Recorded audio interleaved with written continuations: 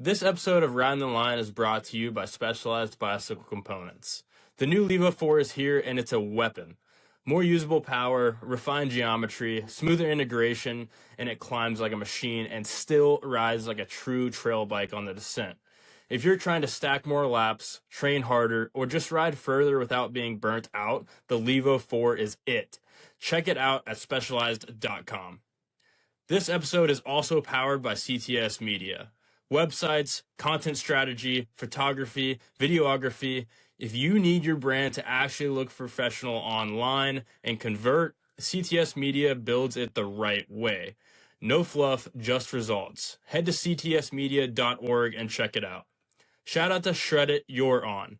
Their jerseys let you run a GoPro or action cam straight through the jersey so you can capture the footage and still keep your sponsors visible.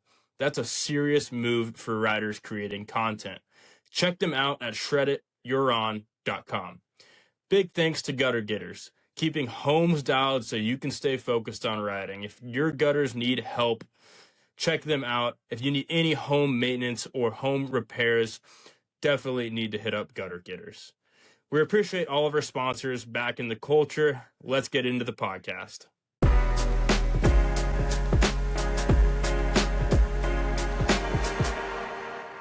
So how are the ducks still getting bigger, or what's the deal? They're ginormous. That's actually, hopefully I can hop off by noon. Spend a few hours finishing this duck coop. I went and bought a bunch of stuff, and so I'm gonna go work on this coop, dude. I gotta make the roof, and I bought some metal roofing for the roof of it, and then I bought some siding for it. I got one more wall I gotta frame out for it, and then I'm onto the side and stuff. So Nice. yeah. Well, what's up, everybody? We're talking ducks, but it's the Ridin the Line podcast. Welcome back, your hosts, Ross Moncton, Cason Smith. What's been happening, brother? What's good? How's your weekend? What's been going on? All things good. Been hustling, dude. So busy. It's been a while since I've actually been this busy and trying to get stuff done, and just the new schedule is kind of tough. Just getting home late and working long days, and so just been busy, dude. Got to ride my bike yesterday with the fiance, which is cool. Was planning on going to Big Creek, but had a fiasco with the lawnmower. So, a little, yeah, I'll talk about that a little bit. That was funny. Would you get in a wrestling match with the lawnmower? Almost, dude. Yeah, no, I was like planning running some errands in the morning, and then was planning to just come home, mow the front yard real quick, so at least the house looks presentable, and then weeded everything. Went to go start the lawnmower after a long hiatus in the winter, and she wouldn't crank. So I tried to rebuild the carburetor and still no crank, and so I ended up just making the call after spending an hour trying to fix it, just to weed eat my entire front lawn to at least it looks better. And while I'm out there, this guy, dude, I was already having a pretty shit day. I was just like not so stoked. Just like when things, that's just life, man. When things don't go the way you had hoped, and you're just killing time, you get in a little bit of a shit mood. So I was out there weed eating, and this guy like comes to a complete stop in the road, stops me, and starts asking when I'm gonna stain my fence. And which honestly, the audacity it takes to ask somebody when they're gonna stain their fence out that you don't know is pretty wild. While they're weed eating their front lawn without a lawnmower. Clearly my day isn't going so hot if I'm weed eating my front lawn, so maybe just like keep on driving, dude. Like I'll figure it out. But yeah, that happened. And then Abigail and I, we went to we were gonna go to Big Creek, like I said, and then we ended up just taking a detour and went to downtown Woodstock. Did the whole, we like doing this, we'll ride from downtown Woodstock to Rope Mill, ride everything at Rope Mill, and then ride back to Woodstock, grab some beer and food. It's just cool to get a little like cruise on the road, little extra mileage in there, which is cool. So one of our favorite things to do, and maybe we'll try to make it out to Big Creek this following weekend because it's going to be some killer weather. I just looked at it actually while we were setting everything up, and So yeah, things have been good, dude. Just doing right before he hops on this, I gotta finish building this duck coop after we get off of this. So just adulting things, I guess you could call it, or farming things, whatever you whatever you call it, dude. I don't know, bro. But things have been good, dude. What's been going on with you? You've been doing some swimming and not trying not to drown and stuff, huh? I did not swim, which is a kayaking I, technical term for coming out of your boat, yeah. in a river. Yeah, yeah. No, it was pretty cool. So there's a kayak brand, manufacturer, Jackson Kayaks, and Eric Jackson, I think he started the brand, kind of named after himself. And then Eric is like one of the OGs of boating. The guy is absolutely incredible. And his son Dane Jackson he's the goat, man. He is the greatest of all times. In a boat. And so they had kind of like a little down home. They called it, I think, Rock Island Rodeo or Rock Island Rumble, whatever it is. And so I had basically Eric, he's trying to grow the brand Apex Kayaks, and so he kind of put out like an ambassador application, and so I went ahead and filled that out, and I heard back from him, a week later or whatever, and he was like, yeah, he's like, I told him about the podcast, and trying to maybe work together, and he's just trying to, basically grow the name of the boats. And so I was going to get up there and go paddle with him, and this is up in Rock Island, Tennessee. It's a little bit north of Chattanooga. Um, and so it got really cold. It was like 36 degrees on like the day we were gonna go paddle. And I was like, I got my dry suit, dude. I'm like down to paddle, but like also like if you want to Cool. move it, I Yeah. get it. um, and so he's like, yeah, we got some weather. And I was like, whew, thank God. And so they had the Rock Island Rumble, and he reached out to me. He was like, yeah, come check it out. You can paddle the boats, all this stuff. He's like, yeah, enter the competition. We got an expert and a pro class, and then we're doing a cartwheel off. And I was like, I am neither expert nor pro, by any means. So I was like, all right, cool. Let me come and check this thing out. So I got up on like 5:30, like Saturday, drove up. It's like 3.5 hours up there. So and I forgot about the time change, which was actually interesting. So I arrived an hour earlier, kind of helped him. I met Eric, helped him set up and all this good stuff. We talked about the boats a little bit. And then so Rock Island is kind of crazy. It's forget the name of the lake that's right above it, but so there's this huge like rock escarpment. I mean, this thing's probably 120 foot tall. I don't know exactly how tall it is, but it's large. And on the top of that rock escarpment, on the far side, on the west end, is the lake, right? And then there's it kind of goes around the side of this little escarpment, and then there's a dam over there that releases water into the river, which is down below the lake, right? But it's got this really, really cool feature where there's essentially like a sieve, or there's like a hole in the ground below the lake. When it's at the right water level, it creates a waterfall, not over the top of the rock, but it comes out of the earth. So like 30 foot down from where the top of this rock escarpment is, there's just water shooting out of the side of the mountain.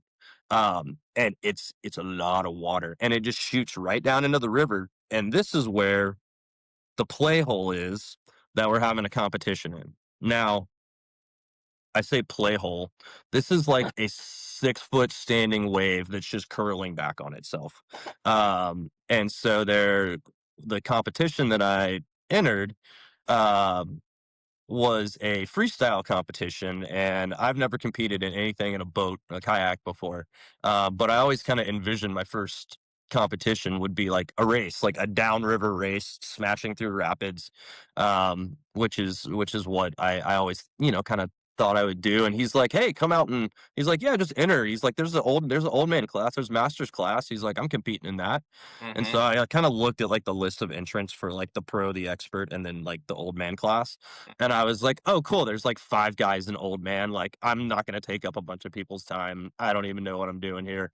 Um, let me go to master's class. And so, I don't even know what I'm doing here. right.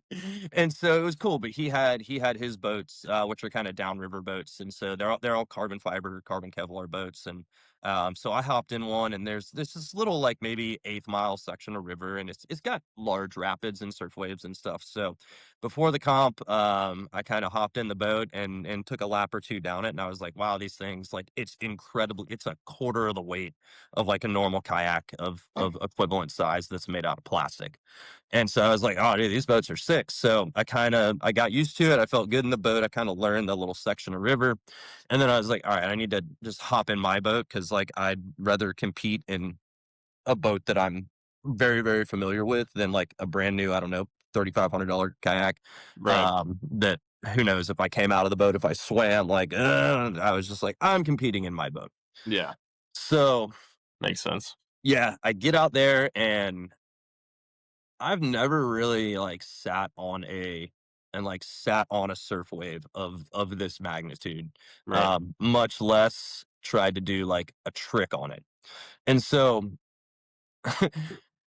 I essentially I let's say I show up on like a Levo 4 to a bike competition, Yeah. but let's say it's like a BMX freestyle competition. Right. So yeah, I essentially like hopped into a BMX competition on like a mountain bike like this, but in boat terms.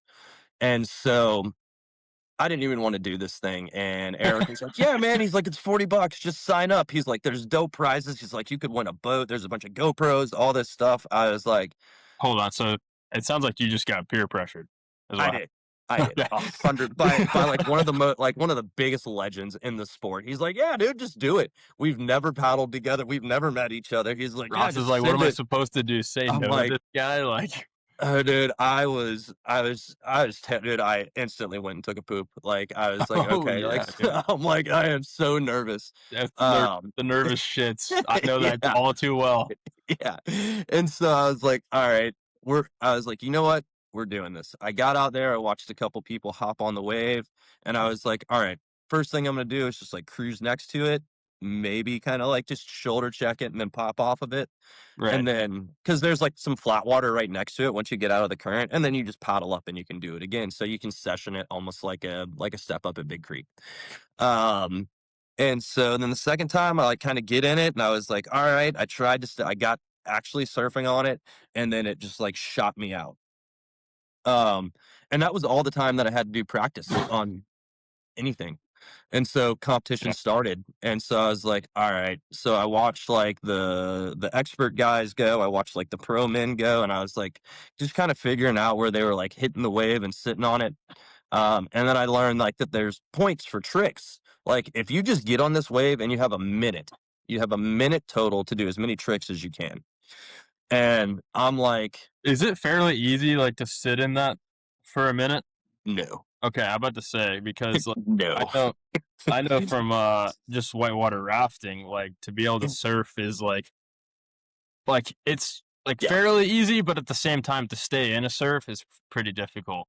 Yeah, and if you think about like Nantahala or like Ocoee, like a lot of those little surf waves, I Yeah. mean, they're, a foot, 2 foot tall, something like this. I mean, this is a 6 foot wave, dude. Like it was large. Amount of water coming down and the speed of the water coming into it. Like you're not just like checking up against it and then sitting in it. You're like wham, full body, and then it's like, okay, I'm forward. Like Yeah.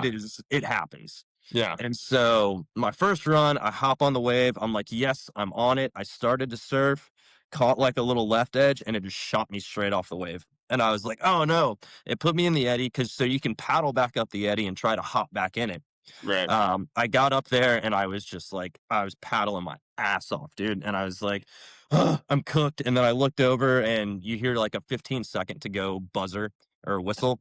And I heard like right as I'm about to drop in, I hear the 15-second whistle and I was like, ah.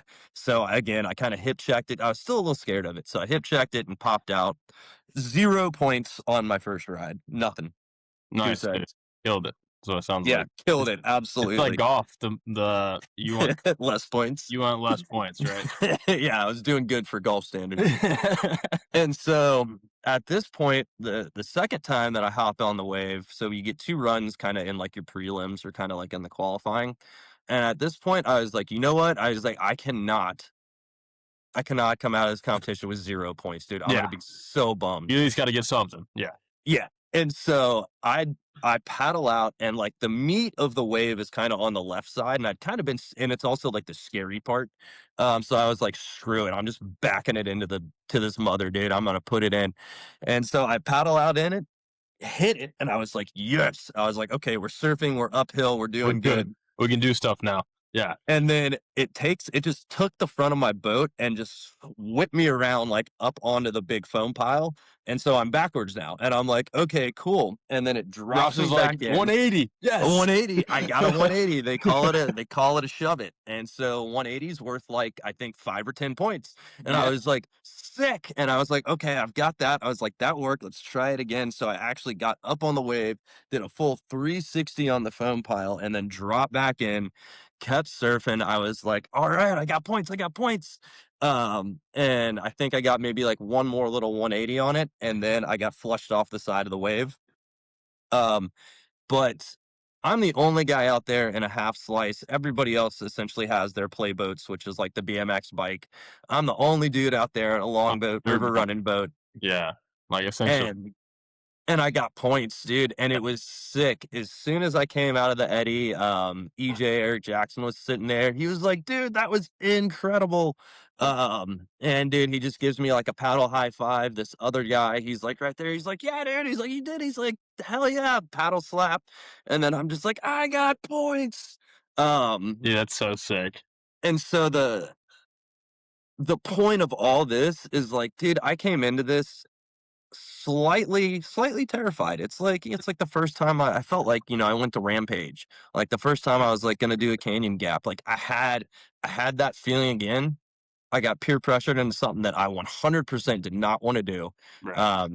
at the start. But now that I look back at it, I met so many cool people and had such an experience. Like really, really felt alive again. So I just kind of wanted to take that moment to tell the story and share the hype, share the stoke. It got me, as Cason likes to say, it got me super fired up. And man, I don't care what you're doing, go take that chance. Somebody gives you that opportunity, or if you see it ahead of you, it's so easy to say no to these things. And man, I've fallen in a habit of just like, nah, I'm gonna chill. I'm gonna watch it. I'm gonna get, just kind of feel it out. Dude, dive in head first. Go do these things. Yeah. Really, really wanted to throw that out there because when you look back at it, nobody can take that story away from you. And No. And yeah, I can expand on that, dude. One of my biggest, like, I don't really have like sayings or pet peeves or whatever you want to call them. But anytime I ride or do a sport or do something I love, whatever you want to call it, I always say you should do at least one thing that scares you Yep. or that you're afraid of. Anytime I ride my bicycle, I try to find at least one thing that I just like, I'm kind of timid on or don't want to do. And like to your aspect, man, like it's awesome that you committed to that. I can relate. Like I had no business, I had no want to race a dirt bike, but it's something I've always like, if I don't try to do it, I'm gonna be mad at myself. Yep. And so like for that it was like, I know it's just a woods race, but it's the first time I've ever done a start with like 40 other dirt bikes. Yeah. And so like just to get that out of the way and then like get done and do 40 miles and say I raced a dirt bike, it's like same thing, dude. It's like just say yes, bro. Just commit to it, plan it, don't back out of it. In your instance, dude, just do it. Whatever, man. Like, because there's gonna be a point in your life you're like, fuck, dude, why didn't I do that, man?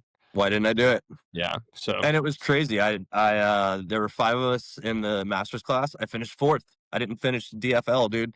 I was I was so stoked. So yeah, I can say I finished top 5 in my first kayak freestyle competition. hell yeah, dude. Little motivation for everybody this morning Right? or this afternoon, whatever it is. Yeah. Dude, that's sick.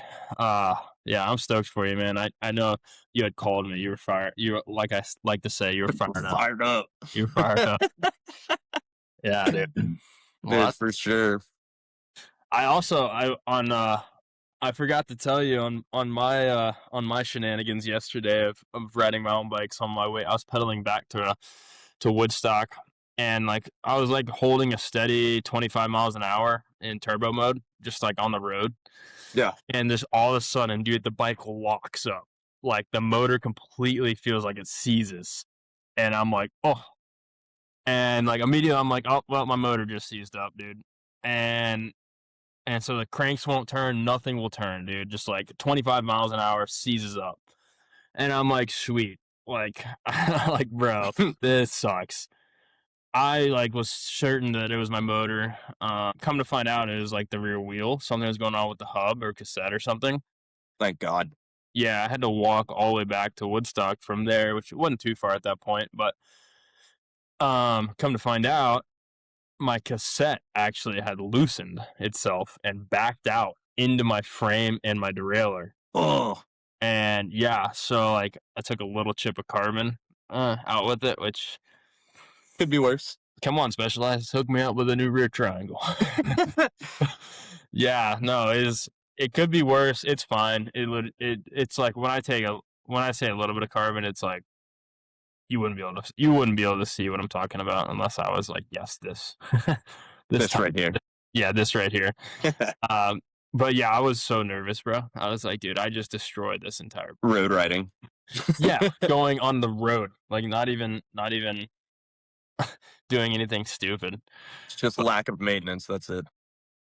Yeah, take the rear axle out, not a lick of grease on anything. I'm like, sweet, good job, Cason. I don't think Specialized is gonna give me a rear triangle after I admitted that one, but No. I don't know if they would before either. So no, probably not, dude. But we appreciate them. Yeah, right. Absolutely. Oh, dude, yeah, killer weekend for us, man. Thanks. Yeah, that's good stuff. What you got coming up, man? Anything you're looking forward to the rest of March? Dude, March is pretty chill. Just kind of getting caught up on stuff. The van's at the shop today. Have no transportation, so stuck at the house, which is cool. Get get caught up on some things. Get some time to podcast, which is dope. Dude, I've had electrical problems. Just the fans for the radiator aren't kicking on, so it'll overheat in traffic, and then my windshield wipers haven't worked for like a year. Going on a year where I've been driving without windshield wipers, so about time I need to like start seeing again when I'm driving. Did you put Rain-X on it at least? Ross, I have a bottle of Rain-X that I still haven't used. So yeah, That's the typical, worst. right? That's funny. No, nothing much in March, man. April is gonna be pretty stacked for the fiance and I. She's gonna be out of town a lot, and I'm gonna try to use that to my advantage. And when she's out of town, go heavy on riding. Yeah. As you know, like so that'll be good. Maybe go up to Jerry's, do a trip or something, do some moto. I'm looking forward to that. I was supposed to race moto this weekend, actually. I was going to do a Sorks race and just had to make a last minute adult decision not to do that. Yeah. Just with the van acting up and with the amount of stuff that I needed to do, just called it a chill day at home but got to do some riding, which is cool. So sometimes you gotta pivot, you know? Oh, I know all about it, brother. Yeah, Yes. sometimes you gotta pivot and sacrifice a little bit. But yeah, hopefully I can there's like a few left in Tennessee, so maybe I'll get to line up for some Sorks races. But I did want to Nice. do a on that same topic, big shout out to Will Zierden. Another 250A win, bro. Oh, right on, man. Crazy. That kid, Doing it. I would say kid, he's a few years younger than me. He rips, bro. He's gnarly. So yeah, shout out to him for doing that. Yeah, he's killing it. That's awesome. I know I will be, I think, on the 21st. So maybe this coming weekend. I forget. But Yeah, well, it would be the 21st. Yeah. yeah. So 21st, I'm gonna head down to Montgomery Whitewater Center, down in Montgomery, Alabama. It's like the man-made channels and everything. Yeah. So they're doing it's what they call the hoop nanny. Yeah. They're doing so like if you can get pool floats, so like any like I don't know, huge rainbow unicorn 5 foot wide pool float or race car or donut, whatever kind of pool float. They're Yeah. doing a pool float race down like the competition channel. So so that's gonna be fun. We'll be participating in that, and they're gonna do a boater cross. So it's just like 4X in mountain bike or like border cross. It's four people, and they've got like it's like a 15-foot tall start ramp that like drops you down like a 45-degree just wooden plank into the channel. And so it's four people through the boat race. I think you have to hit a couple slalom gates on the way down, but they're going to do a boater cross race, double elimination. So never done one of those, so I'll be able to Oh do yeah. that. And then they're doing also a ducky race, so it's like the inflatable 2-person or 1-person raft. They're doing a duck race, and I think Leah and I are gonna hop into a double duck, and we're gonna race together, see how that goes. So we're gonna have a little bit of fun. That'd be sick. Well, Yeah, and then if you want a double header, maybe we can plan something on Sunday, and you and Leah meet us at Big Creek or something. That'd be fun. dude, yeah, we could do something like that for sure. Let's chat about that. And Yeah. then the week after, I think it's the 28th, is the Big Creek Shorties Oh, that we talked to Sue last week about. So I've got that Saturday, I'm definitely going to get out there for the Shorties. nice. Go do some racing down there. Just keep it nice and close to home, so not as much travel. And then actually gonna have my parents down and have some family down. Leah got a Blackstone for Christmas, so we're gonna do a little grill out and cook out on Sunday. Just kind of kick it with the fam and take it easy instead of so much travel all the time. So Yeah, as Stu said, you need those days, man, where you just got those potato days, right? sling some beers and cook some food and enjoy the weather, man. Yeah, It's for sure. life. Enjoy time with family too is important. So that's cool you're doing that. Yeah, man, absolutely. Well, we got a killer guest on today. It's a little bit different schedule. Um, yeah, you want to talk about him? Yeah, man. We have got. I've said it before, and I'm gonna say it again. The man, the myth, the legend, dude. This time I am super fired up to have Chuck Pitts on with us.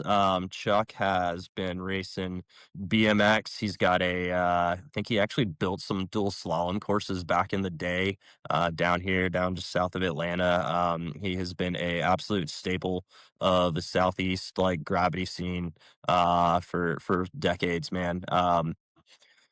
One of the most badass, like humble, easygoing, just rad individuals.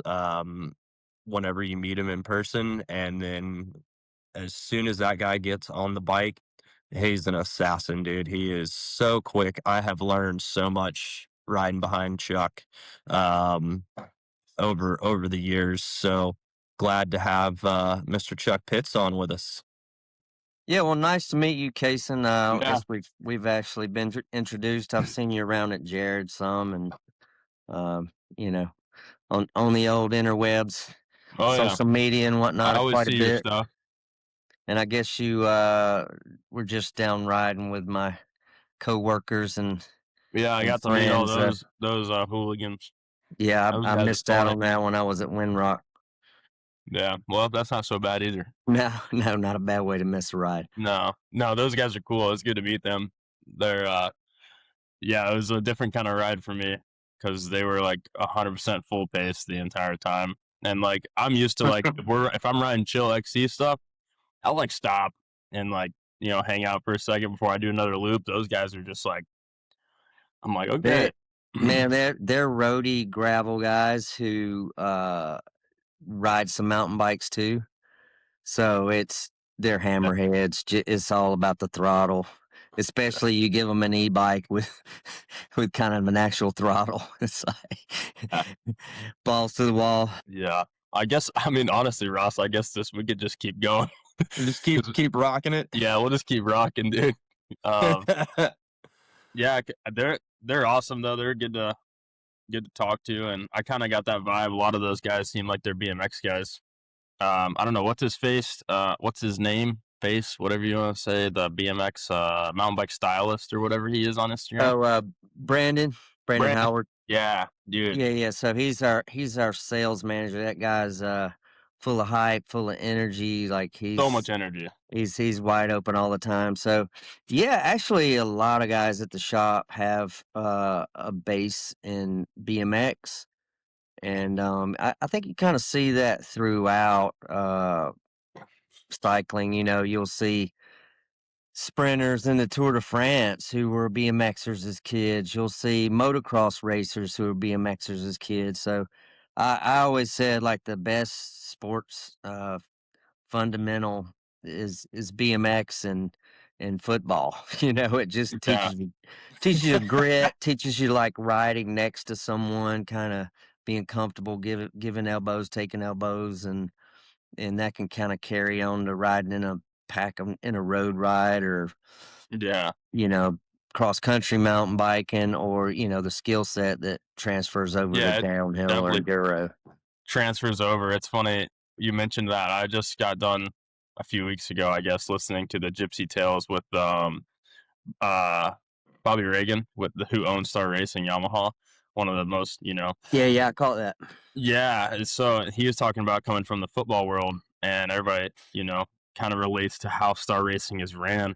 They have so many kids and so many guys, and it's kind of ran like a football team, but you know, it's also shows the success of what you can have with that platform and supercross and motocross, and transferring like the discipline from like a team sport like football, and Bobby's roots of like being a head coach like that and bringing it to the sport. It's kind of cool that can happen. It just made me think of that when you mentioned the football and everything. It's cool. Yeah, kind of correlates to that whole like getting hit in the mouth thing too. It's like you you can kind of like, I don't know, you start talking about the talent thing, which is a dirty word to me. I think it's kind of a crutch at times if you're telling kids or people they're talented, because then they think a lot of times they don't have to work hard at something. But yeah, and like football, being pee wee football or BMX when you're a kid, like you're gonna hit the ground, you're gonna have some dude drill you and kind of wake you up to like, hey man, you gotta have some grit and work hard. You can't just kind of get by on that talent or natural ability. Right. That's All right, that's Ross. All right, no, Ross. that's good. I remember getting drilled in lacrosse, dude. That's another one, Yeah, man. right, I was all of 130 pounds, like sopping wet, dude, and I go running down the field, and there was this big defender, man. He was all of like, I don't know, 200, and I looked at him and I was like, well, I'm not stopping. He kind of looked at me, he's like, I'm not stopping. Unstoppable force.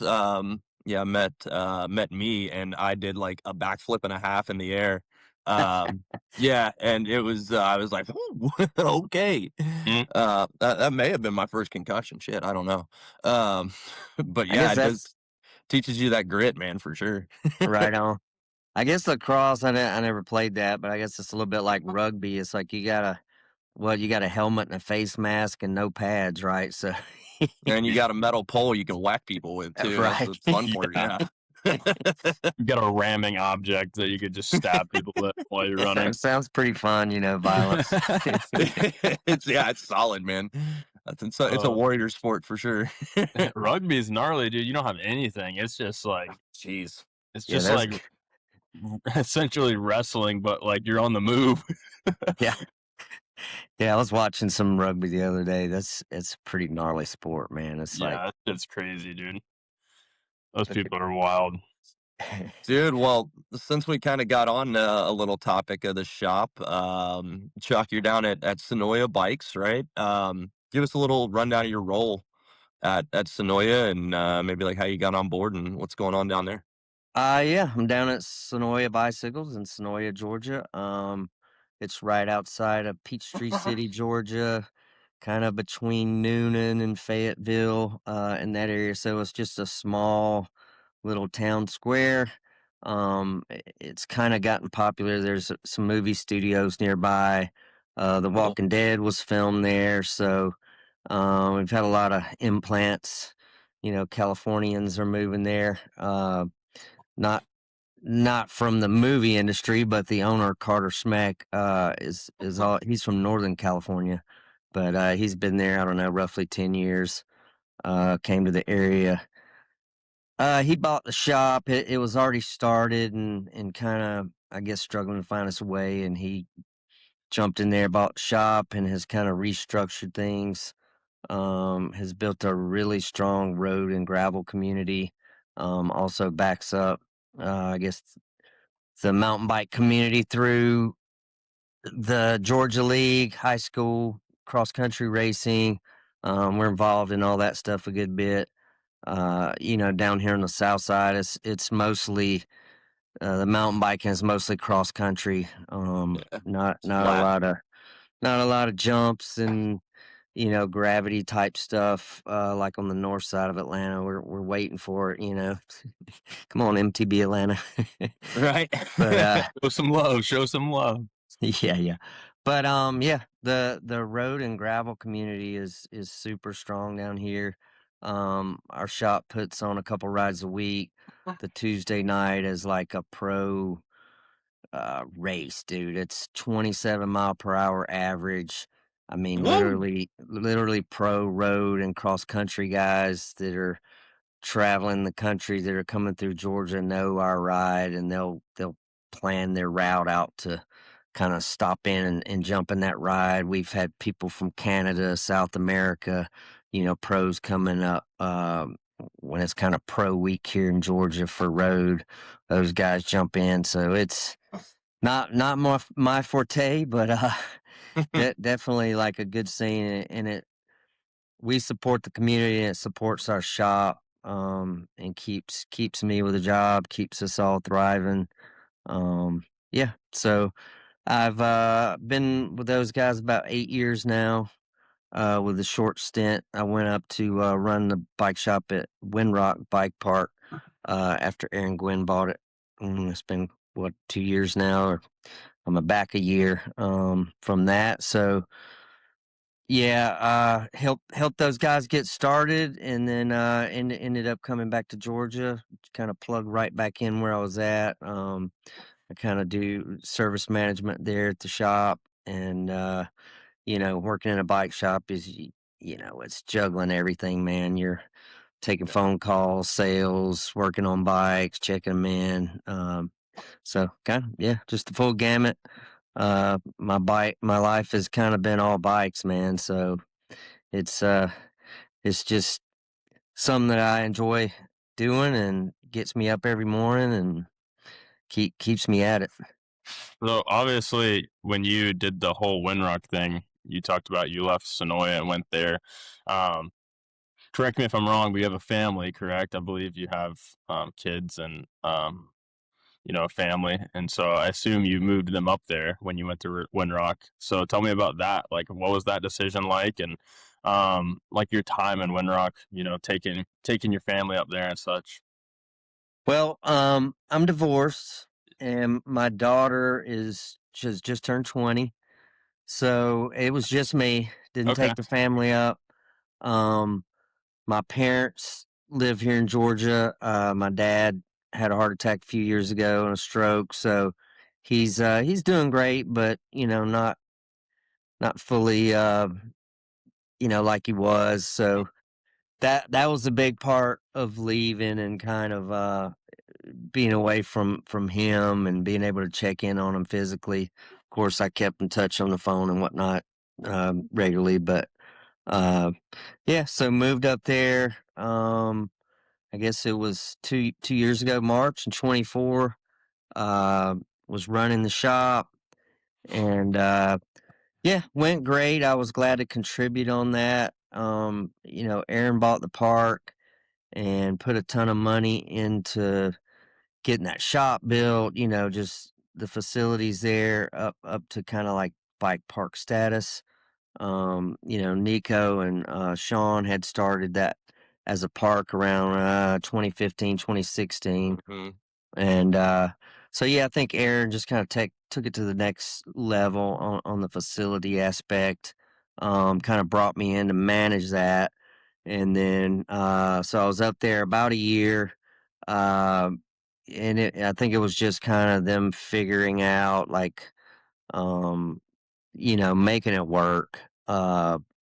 And so I think the money aspect of it was, he needed a little bit more kind of part-time help and equaling that money out where the park works. It's like a lot of this stuff, man, as you guys know, it's not about making money. It's just about not losing it. So, um, which is pretty hard. yeah, It ain't easy, absolutely. yeah. So yeah, I kind of had some other offers and opportunities when I left there to go to some other parks, and they were it was attractive, but it was kind of like, man, I'd miss being away from my folks and my daughter. So kind of regrouped and came back here and didn't burn any bridges at Sonoy Bicycle when I left. They were excited for me going up there and being, part of a community that I've been involved with for like 30 years now. So we have this great road community here, and I have a lot of friends and whatnot to do that. But since I'm not a big road cyclist, this was kind of an opportunity for me to do that with downhill and kind of a little more like-minded people to kind of build a community. So they were excited about it. And then, when I talked about coming back, it was like they were glad to have me back and just plug right back in. And yeah, this boogieing is kind of weird, when I'm dealing with customers and in certain situations, I'll refer to like, oh yeah, we did this on your bike, or you did this in your riding career a year ago, and then you kind of think for a second it's actually 2 years ago. So it's Time kind of just flies. like, you know, this missing year from Sonoya bicycles that I have to kind of like factor in. It's like, okay, this time period plus a year. Well, but so Windrock is, as you've told me a few times, in both of our careers, Windrock's like one of your favorite places to ride a bike, man. It's like you've got a ton of hours riding the trails there, years riding the trails there. Talk about a little bit of like kind of like the OG days and kind of how Windrock got started and kind of what roots you so deeply there. Um, so I'm an OG at Windrock, but I'm not an original guy. I guess I started riding there sometime between 2005 and 2007, Bro, which that's seems like a awesome. long time ago. Um, but they started building trails up there in like 1999. And so it was some local guys, they're 55, 60 years old now. Peter Um, Carl. yeah, Peter Carl. Carl. Yeah, that's one of the originals, guy from Alabama. But so they started building trails up there in about 99, 2000. Um, I raced downhill back then, but just it really wasn't on the map. They weren't doing races up there. It was kind of a local thing. So if people don't know what Windrock is, it's an 80,000 square mile freaking mountains of ATV trails. So there's tons of ATV, off Jeep, road, dirt bike, everything. dirt bike, Jeep, four-wheelers. It's mainly turned into side-by-sides now. Those things have just become the most popular ATV vehicle. Um, so anyway, those guys back then just got permission like, hey, can we use this area of the hill to build some mountain bike trails? And they're like, sure, if you pay the land fee to come up here each time you ride, then have Yep. at it. So back then it was like you would show up, sign a waiver, and put your money in the jar, and take off. and mostly you would have to establish like your own, tailgate shuttle party. You and Yep. 4 or 5 of your buddies, taking turns heading up the hill, doing downhill runs. The first trails were very crude, gnarly, straight the freak down the mountain is what they called it. You'd have a turn at the bottom you had to make, sort of thing. So it's kind of developed now, and it still holds a lot of that flavor, but kind of a little park style. And then some jumps, and then now they've got machines in there and kind of built some bigger features. Yep. But yeah, it's come a long ways. You kind of ask about what turns me on about Windrock. Dude, it's just gnar. I like gnar. Yep. I've been riding bikes and motorcycles since I was 3 years old. I raced BMX as a kid in the 80s. So really what does it for me with downhill is I feel like it's a culmination of skills from like so many aspects of two-wheel riding. You got jumps, you got the roughness, you got off cambers, you don't have a berm on every turn. It's so many elements. You got the weather, you've got um, roots, rocks, just the steepness of the mountain. You got all that stuff to contend with. So when you're somebody like me who's been riding for 50 years, you can kind of get bored with some things, and I still like to switch it up and do different types of riding, but I think downhill has really kept me interested because it just offers so many elements. The long suspension on the bikes kind of makes you feel like you're on a dirt bike, and I'm Yeah. too old for those things now, so Well, there's a bit in the park too that we'll talk about. One feature kind of like really comes to mind, and it's toward I don't know if it's really middle finger. It's kind of what all the racetracks kind of culminate on, and right now there's like a good like what 20 foot step down or what have you on that. But right where you pop out of the woods next to the road, it used to be like a little wooden like A-frame booter oh yeah. over That over was the a creek, right? that was called the Creek Gap. That was a creek gap. So I was there in days of the creek gap. That's when I first started. That's when I got my first big concussion at Windrock. Oh, fun. Somewhere else on the mountain. But yeah, those were the days of the creek gap. And then kind of Nico got in there and it became whoops, right? Right.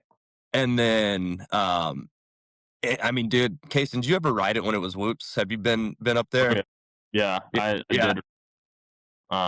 When it was whoops, it's pretty gnarly, man.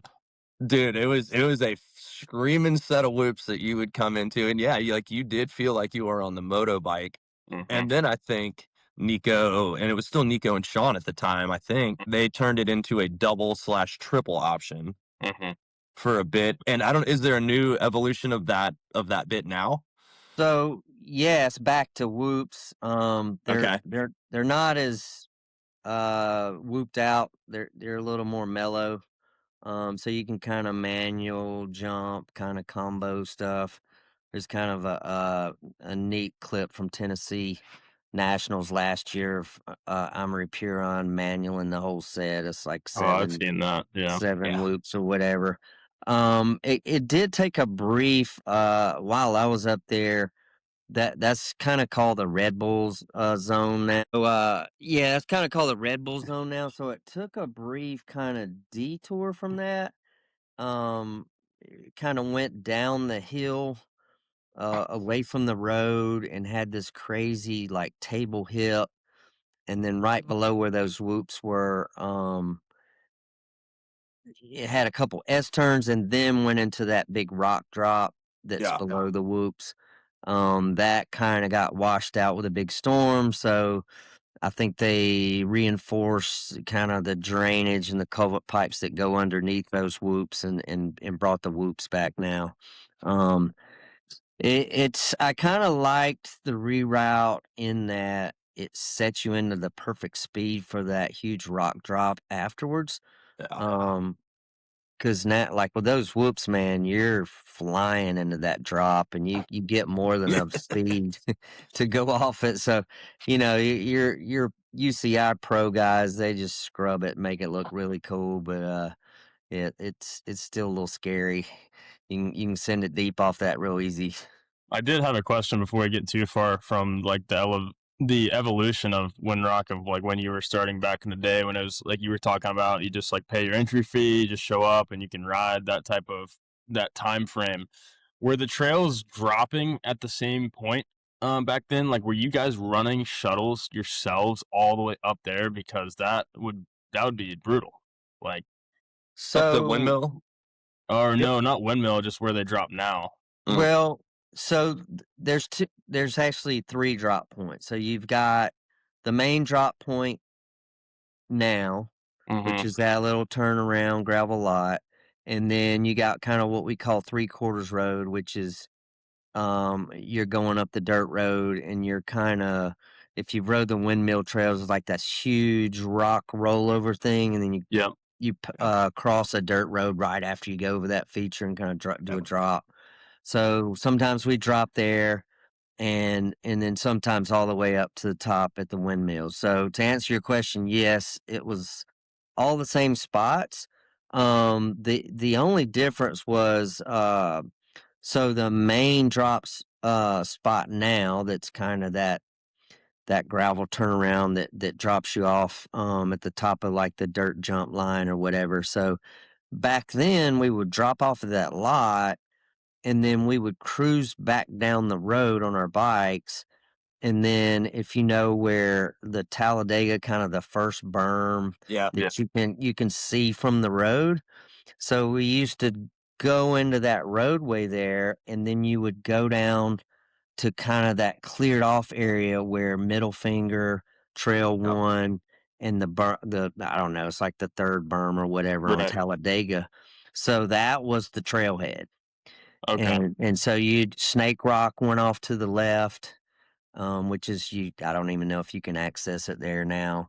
You could hit Middle Finger Trail 1, and then drop out, kind of went off Trail 1 to go into it.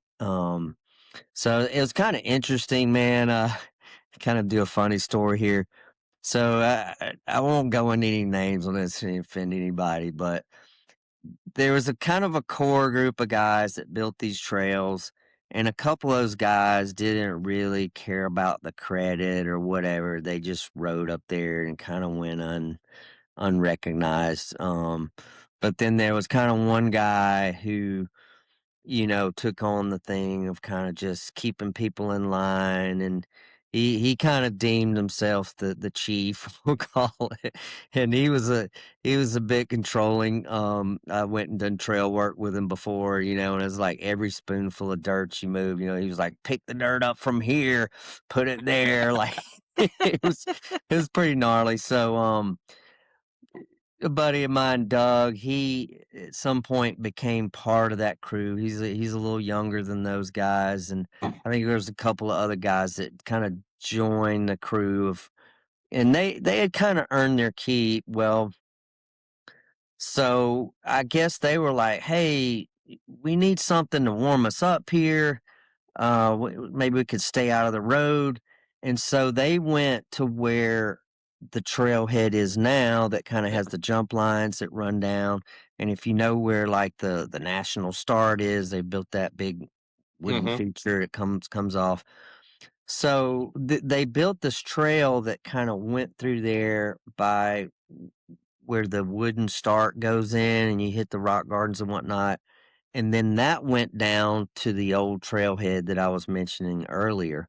Yeah. So they built this trail. Well, the head chief guy wasn't there. And then when he showed back up and saw what they'd done, he was all pissed.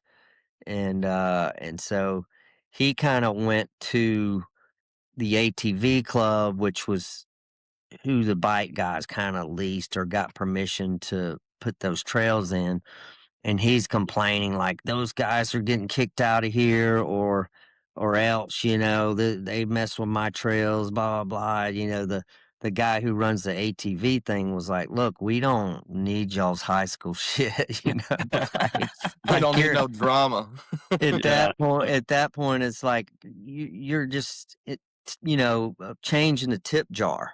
You know, like you guys aren't the Yeah. main We don't money here." And I don't know. He kept on about it, and the guy was like, "If you call these trails yours one more time." But anyway, sadly, that guy kind of got pissed off on that situation and left, and I haven't seen him since. But long story to come to, the original name of that kind of warm up trail that connected from the current trailhead to the old trailhead was, they called it Starting Shit.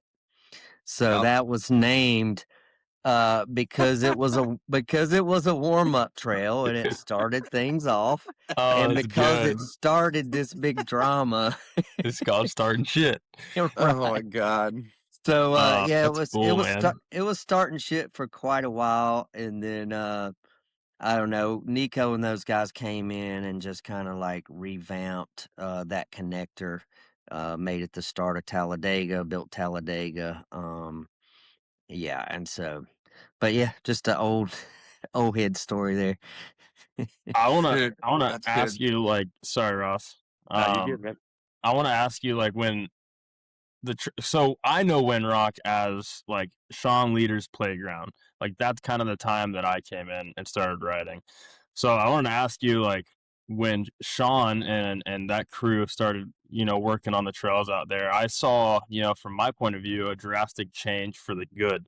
Like everything he was doing out there to me was phenomenal, and I loved like the community he kind of like developed. I don't want to say it's all him, but just like everybody that was surrounding Shaun and his crew, like seemed to be killing it, and like everybody was doing well. So, kind of get your opinion on like when Shaun kind of entered in that whole time frame of like how you saw all that. Yeah, so just kind of quick background on it. So I think Nico and Shaun and some of the other guys started riding there, shuttling themselves or whatever, and basically kind of saw the opportunity like, hey, Mm-hmm. I wonder if we could just turn this into like a more of a bike park thing and offer shuttles. So I think they approached the ATV club and just pitched that idea. Shaun and Nico went in on that venture, and they bought some like old school buses to shuttle in. You know, Yeah. they're resourceful, like out of the box guys. Um, and Windrock was like, "Sure, yeah, whatever." Whatever, dude. They struck up some kind of deal. Well, um, those first shuttles were kind of interesting with the buses, because so that paved road has had like, I don't know, 40 years or whatever of ATVs and all kind of rigged up freaking trucks and everything leaking oil and whatnot on it. So what was happening was when it rained, they were coming down the hill in the buses, and Nico's like, "Man, when you four-wheel drift a school bus around the corner of a switchback up there." So they kind of that kind of evolved into those guys. I'm not exactly sure if that was Shaun. That kind of seems more like his ingenuity and probably coming up with what we're recognizing here in the Southeast, and I think it's kind of spread around the country, and even I've seen some stuff at other events where they don't have lifts. So it's this modern lift system of the flatbed truck with the benches installed, and then Yep. the trailer rack. So they came up with that after those school buses there at Windrock. I do want to add a point to the school bus thing because that's like literally the exact time frame that I started riding Windrock, and I will always remember because there was nothing in the school buses for everybody that's listening. Like you would stand or sit in an empty school bus, and you would have to hold your bike up. And so there's this like line of like people stacked in the school bus like this, and everybody's just trying to hold their bike off of everybody else's bike so your shit doesn't get scratched the Right. whole time. Yeah, And you're they're like standing and like fighting for your life, or like you got your bike between your legs sitting down.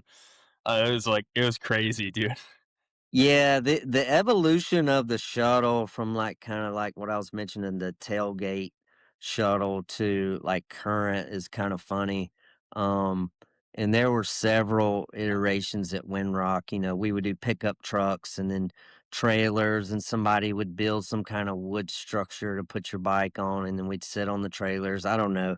Early outside of Windrock, some of these other downhills were pretty mild, and it was pretty like the shuttles were scarier than the trails because you're just hanging off this sketchy vehicle to get you to the top.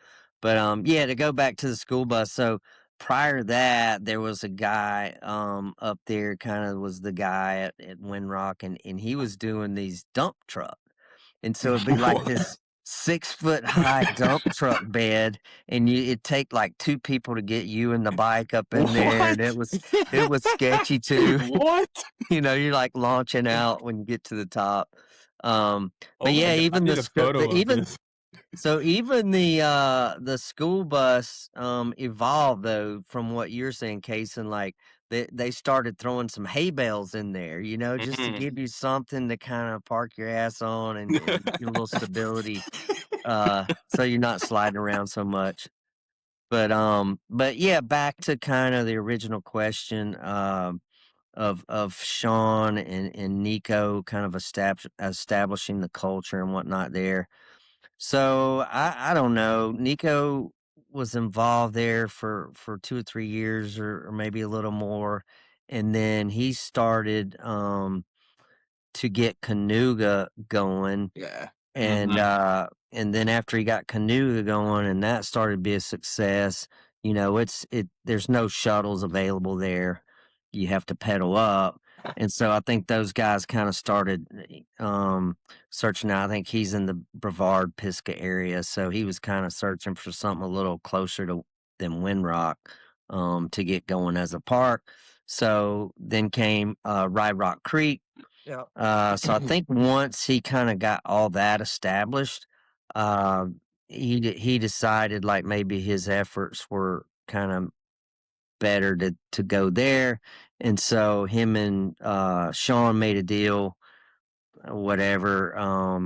I think Shaun was also involved with Downhill Southeast Race Series, and so they kind of split that stuff up, and Shaun started doing the park. It was just his park. Kind of both those guys instilled a cool culture. I can remember going up there and it'd be raining and muddy, and I mean, back in the day, man, it was like it's raining at Windrock. Like no, like you just don't do that.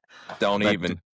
but those guys, I can remember after they had the park going a while, and I would go up to ride, and if it was raining or whatever, they're like, "Yeah, it's not riding if it's not wet Yeah. and muddy." I You remember know? that. They're always like, "This is the best." I would go up there and like my tires were just like caked, and like the bike was like all my pivots were just caked full of mud, and everybody's like, "Yeah, this is Windrock. So Like fun. this is how you ride it." I'm Yeah, like, yeah, "Cool, man." Like, yeah. It's so interesting. You know, especially with wet riding, but in a lot of ways, like mindset and just kind of what you're telling yourself, and it goes into downhill a lot, and just like talking yourself into doing some of these crazy features, and but especially like in sketchy like conditions. mhm. You know, it's a real like you don't want to half-ass it. You got to commit, and you got to believe you can do it, and that whole mindset, you know, those guys kind of brought to that, I feel like was part of um growing the downhill scene into what it is today.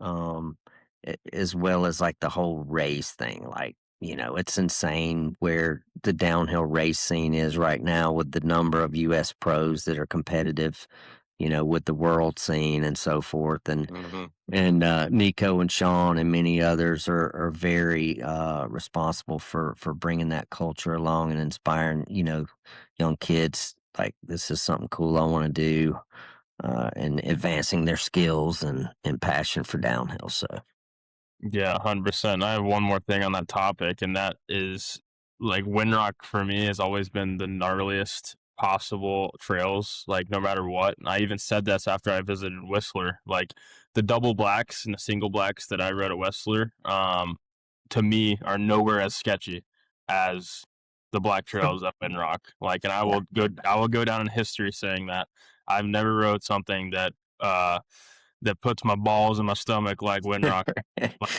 Yeah. There's some stuff out there like it truly, I think Windrock is the reason like I became the rider I am now. Just like being able to ride steep stuff, being able to roll over that edge on horse face and just manhandle the bike and learn bike skill like that. That's the only place that I really have been. Every time I went up there, I was scared the whole time, and it was phenomenal. Yeah, I think we kind of all need a place that that tests us to the limit, that when you go everywhere else, if something challenges you, that you're able to refer back and say, I got this. I ride Windrock, or I ride whatever, trail kind of gives you that. So definitely definitely that's a spot for that. Yeah. And kind of wrap on the Windrock. I know, Chuck, that you and I had a phone call about a week ago, and we were chatting about a bunch of different things. But to kind of wrap all the put a bow on the Windrock thing, um, you know, Kason and I, like, we're in the downhill culture. We hear a lot of things that people say, good, bad, indifferent, right? Everything. Um, Kind of give us your perspective on the split, between, like, kind of you leaving Windrock, because I hear a lot of people, it's like, man, Chucky got screwed, this, that, the other. And kind of when you and I had the conversation, you were like, man, I don't really see it that way. So I think it'd be kind of cool, if you're willing to kind of chat about how that split went, and put it in your own words, man, because you kind of made it, you shed a much more positive light than I think, maybe a lot of people have a misconception about. Right on. I was hoping it would turn out to be a more long-term thing. I love the place. I think the first 4 months I was there, I didn't ride outside of the property. You got Windrock XC trails that are right down the road, which are not XC trails, they're enduro trails, but great spot for an e-bike. So I would go there in the evenings and ride the park every. I mean, I don't think in that 11 months I was there, I missed a single day that I was off from shuttle rides. So I definitely took advantage of living there and riding the park a lot. Um, but yeah, I think as far as to speak on your question, y- Aaron and those guys are trying to build something there that's next level. And in any business, you kind of have to figure out what works. I think the popularity of the park kind of after COVID, everybody was getting out and doing stuff, and it had really grown a lot. And I think that, sports will kind of do this, where they're up for a while, the numbers will kind of come down. So I think probably what had been in the past before Aaron bought the park, those numbers kind of had come down some. And then just a matter of like working out the budget, man. Like it's, like we mentioned earlier, this is not, I don't know how many bike parks are profitable or too much about numbers on all that stuff, but it's tough. You start adding up like, oh, you're paying these drivers this, you're putting all this gas in the vehicles, the trail work, the constant maintenance, so forth and so on. Like it's a struggle, and it's kind of just, hey man, there's no guarantees in life on anything. So certainly not a job. And I feel like that, they have the right intentions there, and they're just trying to make the park work. And dude, we've talked about how long I've been riding up there, how much I love the place.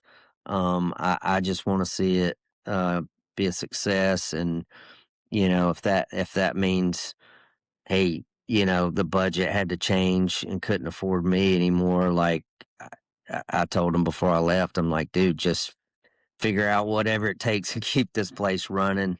Um, and I've kind of checked back in on that. And I think kind of with the people they have plugged in now, Aaron's mechanic, James, he's there a lot. I think that, his pay is kind of budgeted into him being a mechanic. So it's not extra, I think, for them when he's there working at the shop. So they've kind of figured out a way to plug people in, other riders and racers who, want to be a part of that up there to where the kind of numbers work out. So, I'm happy to see that happening. They have the Tennessee National coming up next week. That's always a big event for them. So, yeah, hopefully they'll do well off that. I think where they're trying to get that's kind of been a struggle is, we've talked about how gnarly it is, and that reputation.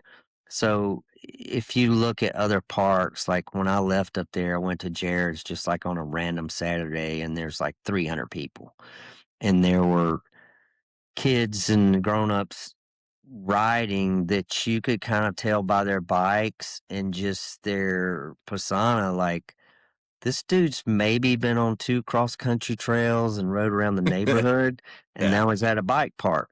Well, All right, I want to take a quick break to shout out Specialized Bicycle Components for backing the show.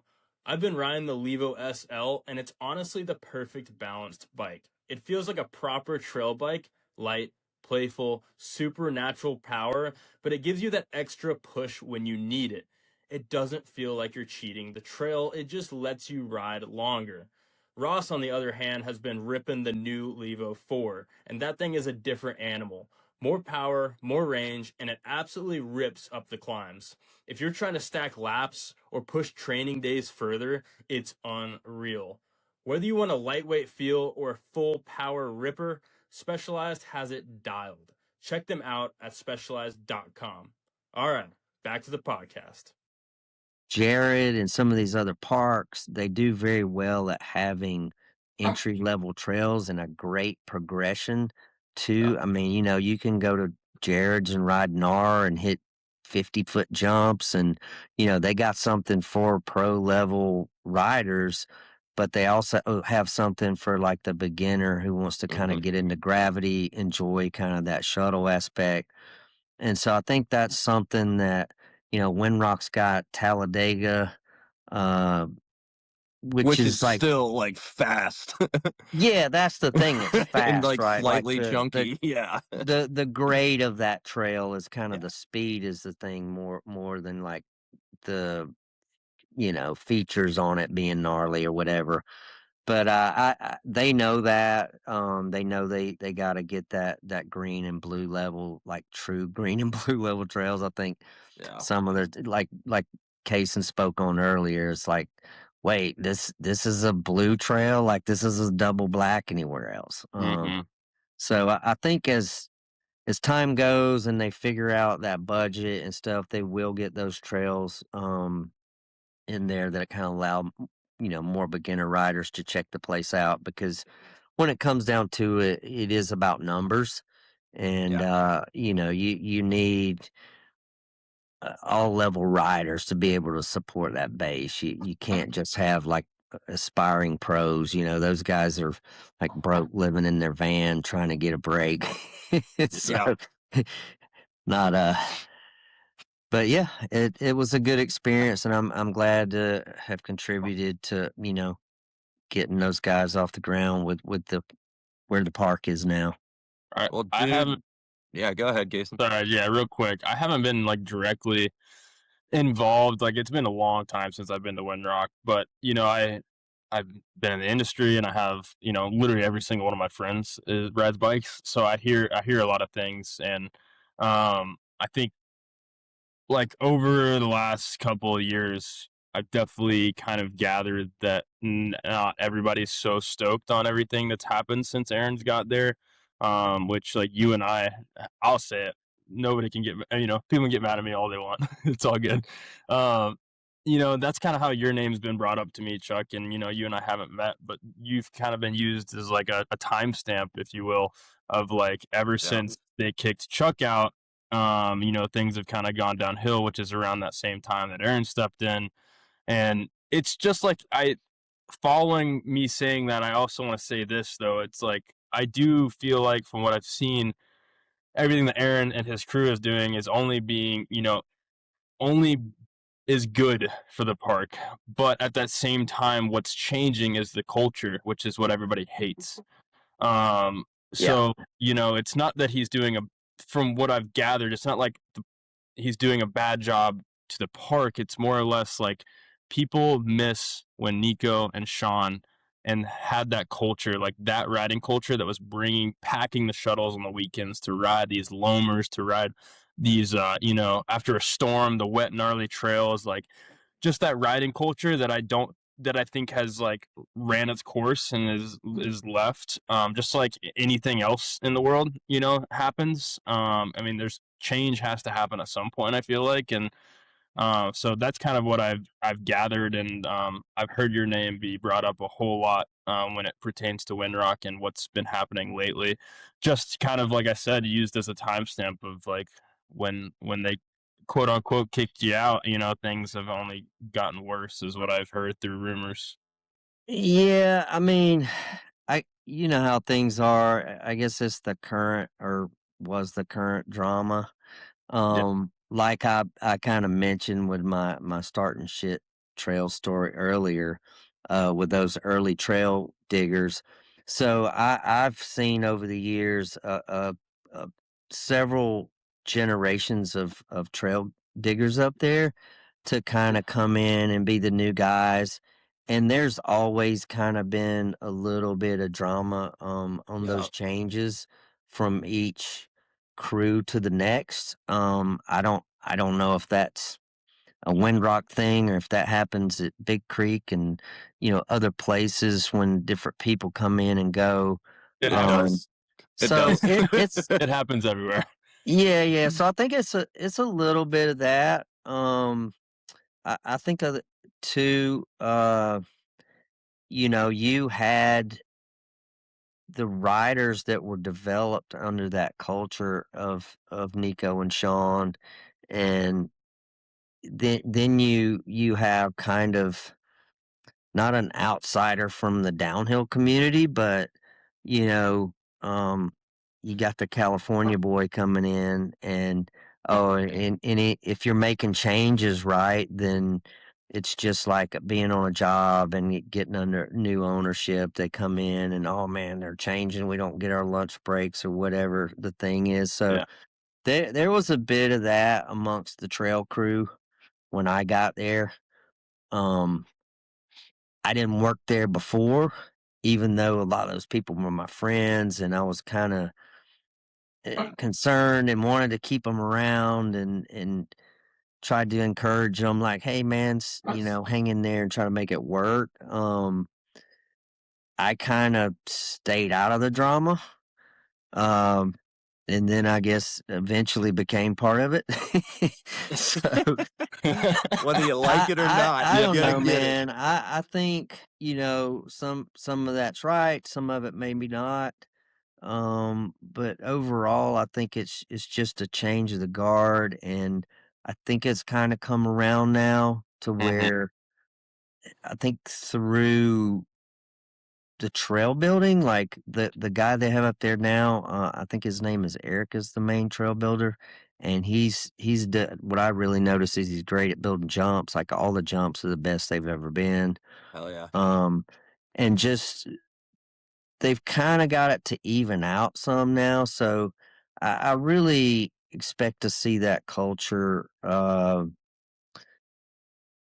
Yeah, so I think more now it's I don't know. I'm trying to think of like the typical rider from that culture versus now. It's a little bit more like the people who are all about Windrock now are kind of anywhere from locals to, like, I mean, there's so many pros that are moving to the area or they'll come. It was kind of wild, you'd see Richie Rude and, Yeah. people from around the country, some of these new school racers that are coming up on the World Cup scene, they come stay for a few weeks. They're in the gym there working out. Like, they come to train at Windrock because of its reputation, like we've talked about already. So I think it's kind of through Aaron become more of that than kind of that raw culture More that mainstream. yeah, I think than that raw culture that Shaun kind of established.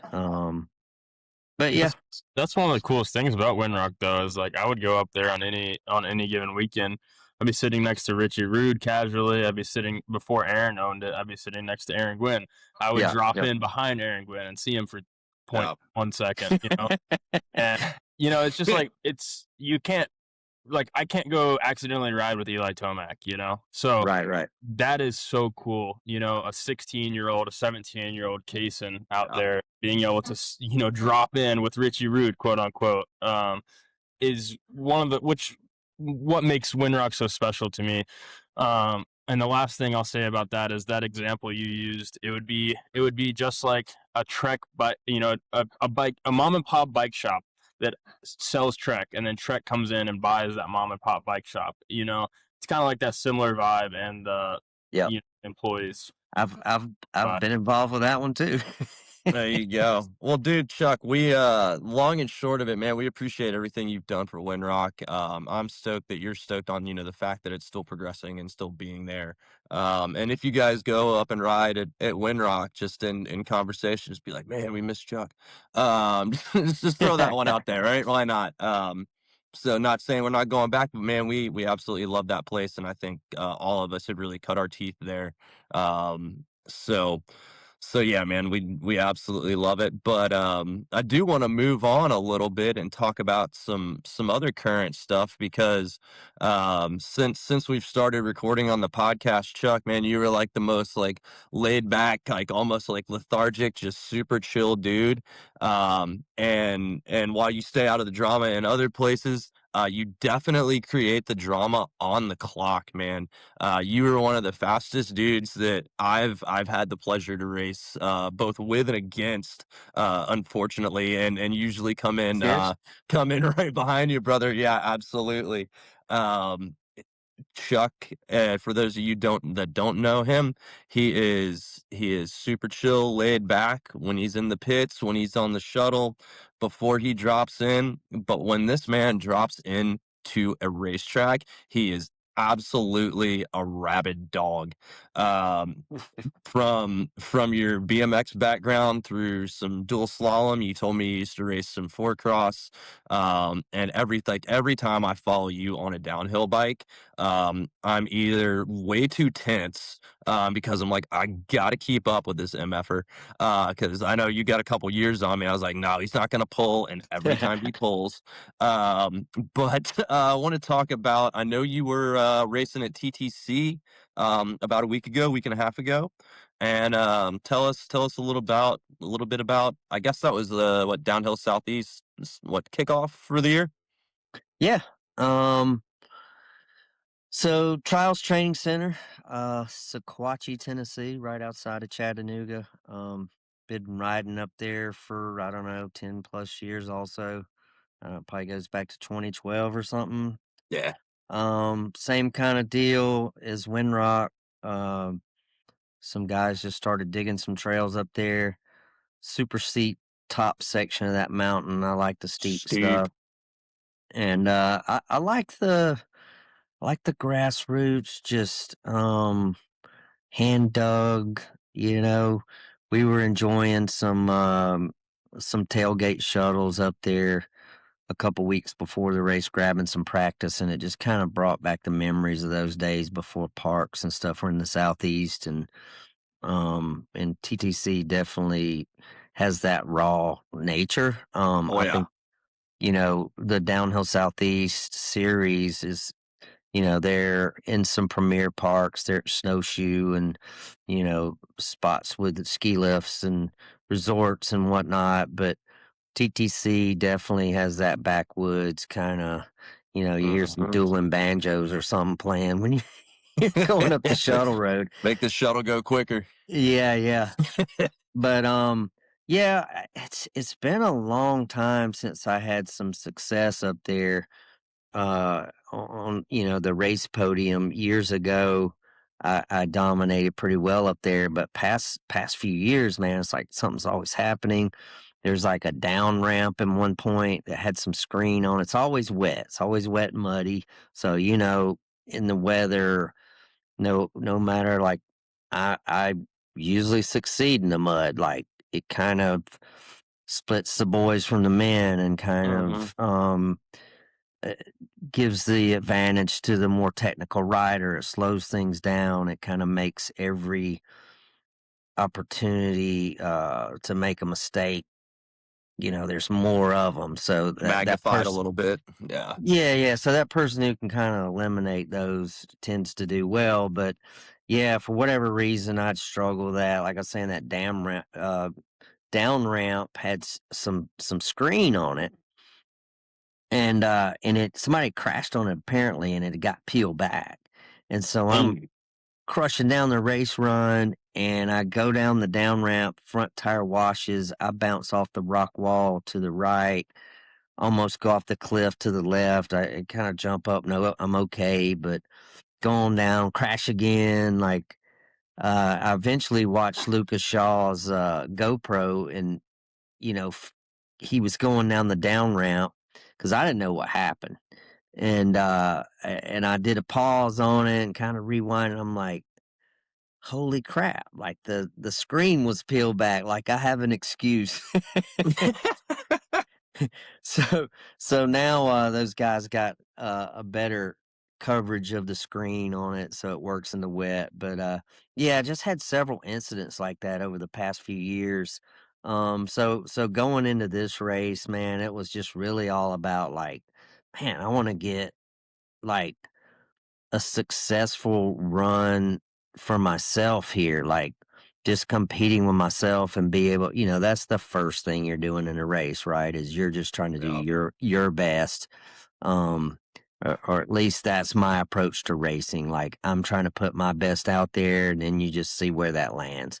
It tends to be, if you worry about what everybody else is doing and, oh, am I going to beat this guy or that guy? Like, you aren't focusing on the right thing. So, that was kind of my approach going in this weekend, and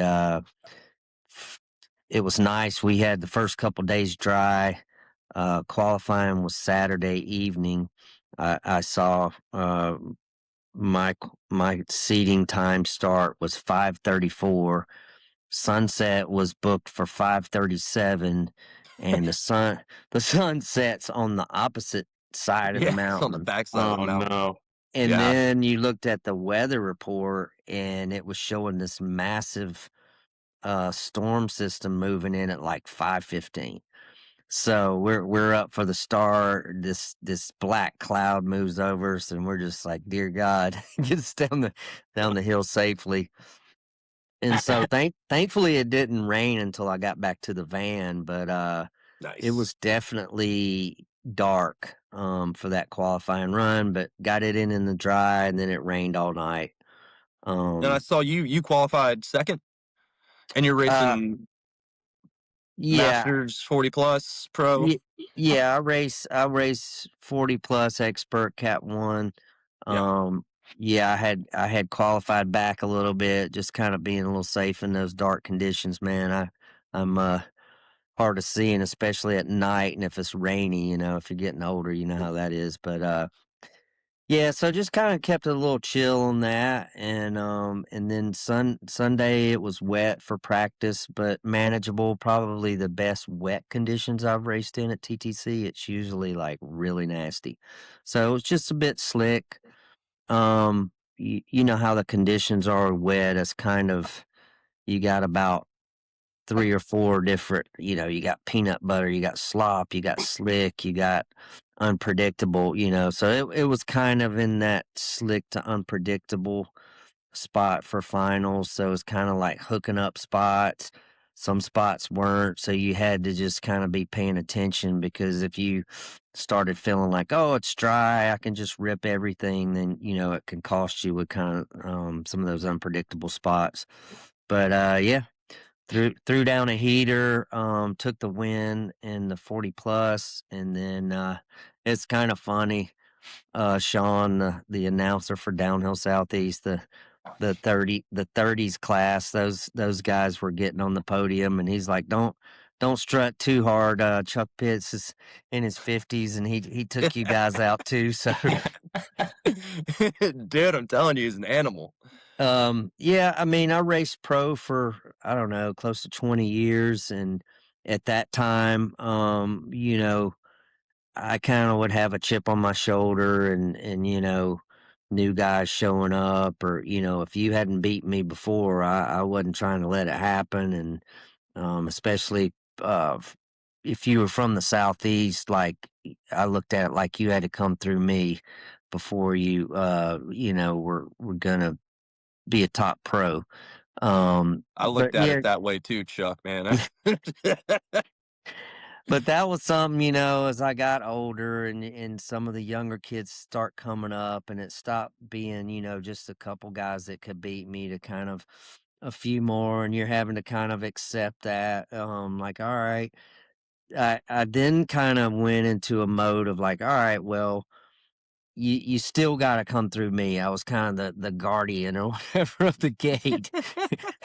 That was kind of my approach, that kind of that chip on my shoulder.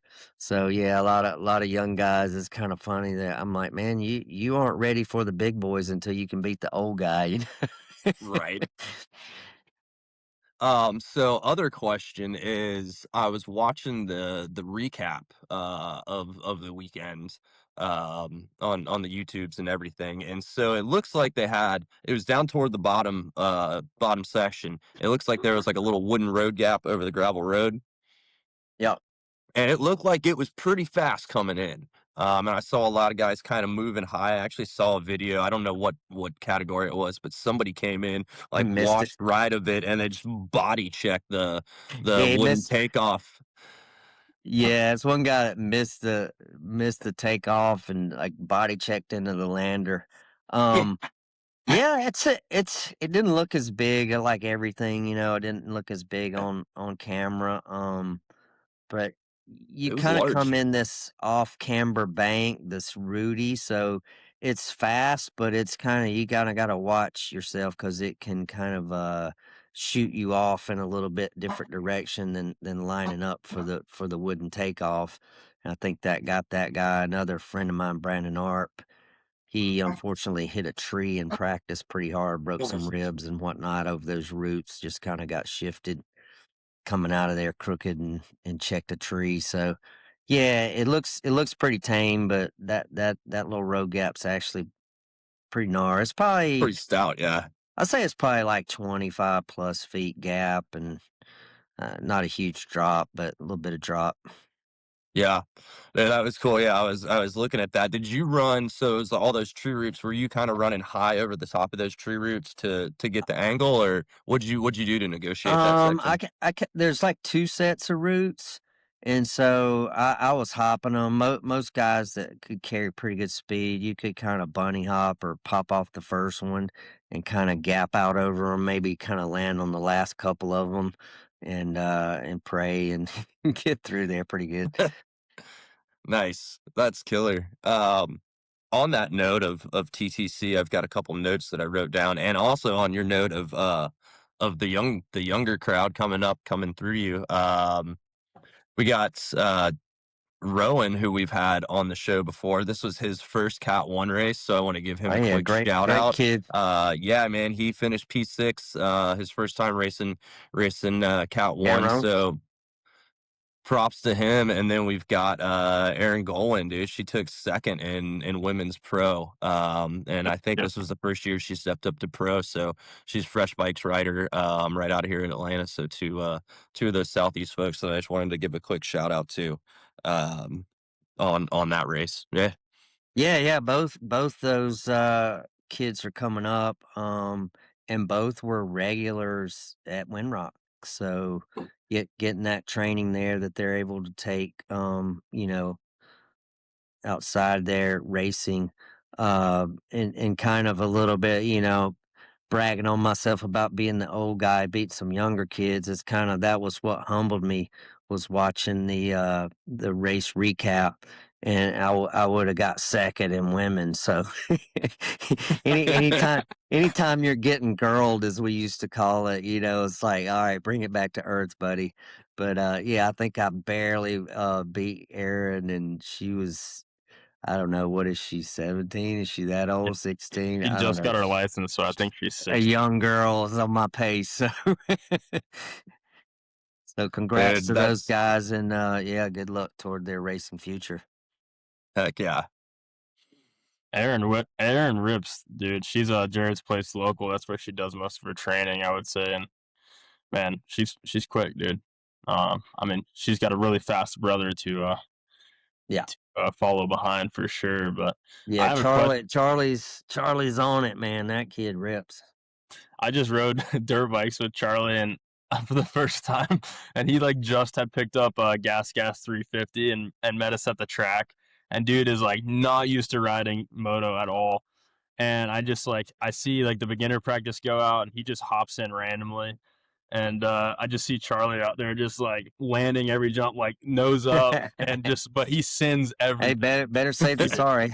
Yeah, he's sending everything like first lap, just hitting all the jumps first lap, just gooning it. I'm like, that's Charlie for you, dude. I Nice. did have a question on that downhill topic, man. We got a pretty sick bike behind you, so I want to, you've rode a lot of bikes in your time. How is that? How is that demo behind you? So yeah, this is my demo. Was this 25 model? I've had it a year, going into second year now. I'll kind of get a little closer shot on it. On the podcast, So right? yeah, I kind of got I don't know if you can see it there. It has the RockShox boxer on it in red, and the Maven Van Halen brakes. Um, Oh, and yeah. Okay, well, Van Halen brakes. Talk to me. Tell me about this. So the Maven brakes are a collector's edition that SRAM put out, and they kind of have like a paint pattern of Eddie Van Halen's old guitar. Oh, sick. So anyway, I kind of took that and ran with it I, and did a theme on the bike. The kind of custom paint on it kind of goes with that vibe, and yeah, just kind of took off of that and got a pretty sweet rig. Got a lot of custom stuff on it. Got the O chain, got the oak components, levers on there. And then I have my personal prototype axis. sorry, Ross killed me, bro. Sorry, Chuck, man. Ross broke me, dude. I Oh my got God. him. That was funny. Sorry, Chuck. Oh, I'm you're not good, laughing. man. I'm not laughing at you, man. I But do. I never heard the brakes. The brakes. Eddie Van Halen. That's a cool. You're totally right. It definitely is. It's the same. but yeah, and then I another custom thing I have on that is I kind of invented. Well, I'll take credit for inventing the SRAM Axis downhill setup. Oh yeah. So I basically took a GX electronic derailleur and stole the cage from the 7-speed downhill mechanical derailleur, install that, and then I've been running that a couple years now. I think maybe SRAM took a little hint from me there, and now they've just came out with the transmission downhill system that's Axis. So look forward to getting on that pretty soon. That should be pretty sweet when it's actually developed for the purpose. What do you think about that rear shock, man? I ran a TTX on 2 different bikes. My current bike has a TTX in the rear, and it's probably one of my favorite shocks I've ever had. Yep, you definitely said it, man. That's probably been my favorite rear shock that I've been on. I've tried a few over the years, and it's pretty plug and play. It's just money off the bat. It doesn't have a lot of clickers on it. They actually do something when you click them. So, there's not 20 settings, but you can kind of tell a difference in each one, and gets the bike nice and dialed in and ready to go. I will say I have their 38, the Olin's 38 fork on my bike, and that is not plug and play. That thing No, is a pain in the butt to set up, man. yeah. So I had that on my previous bike, which was the same bike, is just a different color. When I got some of this stuff, I kind of was like, I had a midnight purple custom paint job, and didn't really work with the Eddie Van Halen red brakes and the red boxer. So that's when I kind of built this bike into this theme.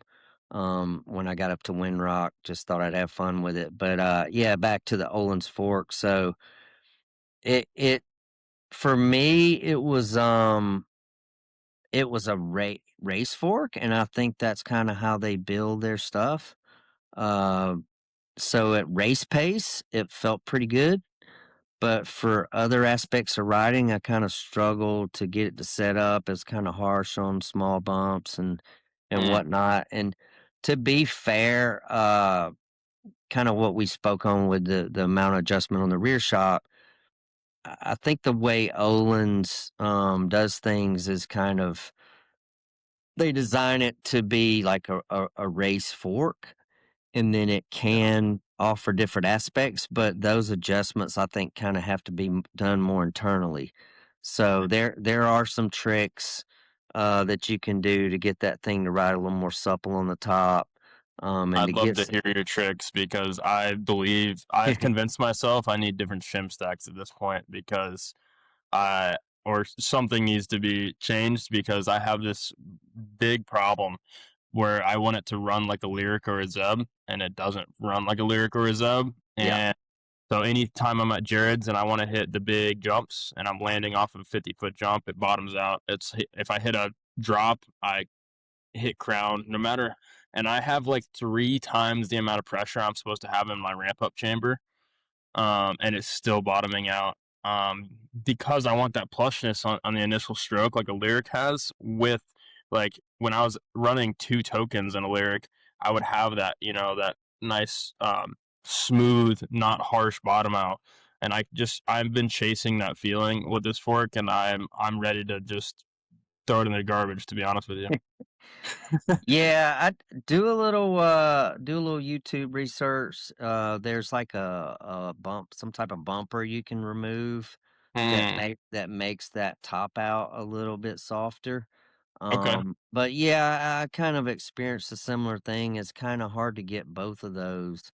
It's like for trail riding and riding some roots and rocks and stuff, you can soften it up and get it to feel good. But then if you hit a Yeah. drop to flat, or like you said, a big jump or something, and you're bottoming out, and then it's like you can ramp it up enough to not bottom it out, but then it's just like Just harsh crap over on the the roots small and stuff. rocks. Yeah. Um, so yeah, there's some tricks that can be played with that, and then uh, it sounds like you experimented some with ramping up the bottom pressure. Yeah, I'm running Uh, like way too much. Like I'm running essentially max in the bottom out chamber right now. And yeah, what I hate is that I have to run. I'm a guy where I don't like to run compression unless I have to. Like I like my right. fork to be wide open. I like that feeling. And so like I've been trying to set the Olean's fork up with no compression, which from what I've gathered does not work. Yeah, Um, so now I started running one click of high speed, which you touched on it for an Olean's fork is a lot. Um, because there's only 3 clicks of high speed compression on that fork. So when you make an adjustment, you're making a big adjustment. Rather than with a SRAM fork or a Fox fork, you have lots of adjustments, and Olean's is a little bit different in that way. I would like that fork to feel good without compression. That's the feeling that I'm chasing. yeah. I too am have kind of like to run my stuff in the past, similarly in like hardly any clicks, just Yeah. kind of getting that support off the air spring or the coil spring. And kind of being around some of these World Cup guys, I've kind of been re-educated on that a little bit, so I've kind of changed my approach, and I'll look for less support with that air spring, and I'll kind of use those clickers more and actually get off in the middle of some of those adjustments. Um, So maybe this whole time I've been kind of doing it the lazy way. Maybe like from what you're saying. Yeah, I'm sorry, I don't have too many answers No, specifically I like to hear. on that fork, because when I Yeah. left that fork, I was kind of in the same place where you are.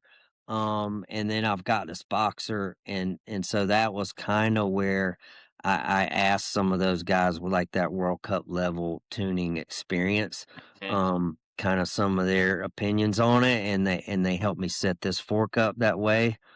Um, I don't know, man. I just know this boxer has been like, I found my setting and I haven't touched it. Like I'm kind of Nice. like you. I'm a little bit lazy, I guess you'd say. I just find a The good cool spot and leave it alone because it gets so complicated. Sometimes you kind of go away from what you're looking for, and then it just becomes this journey. But cool thing with RockShox though is like you can do that.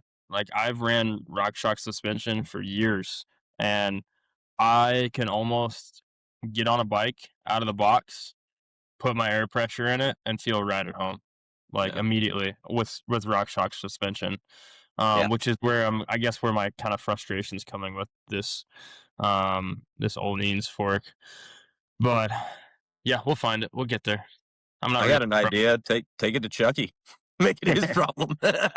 Yeah, yeah, I'll yeah. take it to Sonoya and be like, here you Take it down go. to Sonoya, man. Yeah, that's kind of actually something I've gotten into here over the last couple years, is doing suspension service for the shop and also here at home. So if you're out there looking for some suspension service and advice, hit me up through the shop, or just personally through social media. Can try to help you out on tunes and getting things right. So uh, Aaron had picked up Olin's on the Crest line while I was there. And so, dude, I mean, his mechanic James had to go through this same stuff we're talking about. I mean, Mm, of course, it's like his job to get to the bottom of it. He's got a World Cup pro racer he's got to make Yeah. happy. So those guys were just like you and I. First weekend on the rear shock, they were super pleased, and I mean, Aaron was on Fox forever. Now he's back on Fox with Frameworks, but they went to Olin's and they're like, immediately that rear shock, they were in love with it and just killing it. And it took some time for them to kind of like get those internals and stuff figured out to get what they wanted out of that suspension, out of the which fork. Yeah. which may be a little bit different than what you and I Woo! asked for More on Second cam- there. camera more movement. camera All movement, right. dude. More camera movement. Yeah. It's ready to take off. But yeah, I mean, those guys, they run such firm setups, and they're just sending it so hard and fast. It's kind All of a right, little cool. So bit. you're saying Aaron Gwynn and I have like similar problems on the bike. That's cool. Yeah, Sweet. yeah, exactly. Don't get a big head, Cason. Yeah. Easy. Hey Chuck, That's do funny. you I've got it's an older, it's rear shock, it's the like Fox Evol, it's the air. Yep. Will you take those apart and check the internals and stuff like that? Yeah. Or is that something that you recommend send to Fox or Where I am on suspension rebuilds is kind of I guess limited by my tooling at this point. So it kind of yeah, depends on what the problem is. yeah, But I can certainly assess and get in there and see what it is. So general stuff I can take care of. yeah. Then if it gets into like some of the um, higher rated tooling and whatnot like that, like, yeah, I recommend sending it to the guys that made it, that nobody knows it better. So, Yeah, I may just take a trip down. We'll have to get on the horn and we'll chat, see when you're in the shop and see if I can bring the bike by and yeah, have you have a look at it because it's a what it's a Pivot Phoenix.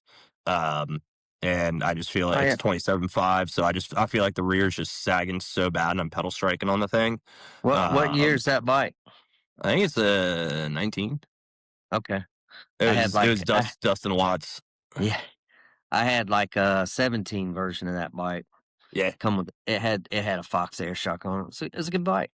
It may still be a 17, but I mean the thing's in pristine condition. But yeah, like the Fox 40 on it's running really good, but that rear shock I just feel like it's sagging a little bit. Um, so yeah, I was like, you'd be the dude I would absolutely trust to have a look at it. So Word, thank you. So yeah, I mean with that, like I don't know when you had it serviced last or if you have, but that's kind of something from I've worked in a lot of bike shops around the Atlanta area over the years and I've been in downhill for a long time, so I took good care of my stuff, but I really didn't realize like the level of importance of suspension and brake maintenance until I got to running the shop at Windrock. yeah, Down here everybody doesn't care if the bike stops or whatever. They just want it to go. So, if their drivetrain they want it to shift good and they want it to pedal fast. We don't have the biggest descents and whatnot here, so some of those things don't seem to be important. But kind of going up there now, coming back here, even with like cross country riders in our area, it's like I see how much they neglect like suspension and brakes now. I mean, yeah, a lot of these XC guys are just pumping their suspension up hard. It feels fast on smooth ground, and they just kind of want it there for when they hit a hole or a big root or whatever. They want the bike to give and not be as harsh as a hardtail. But I think through kind of like science and the evolution, science.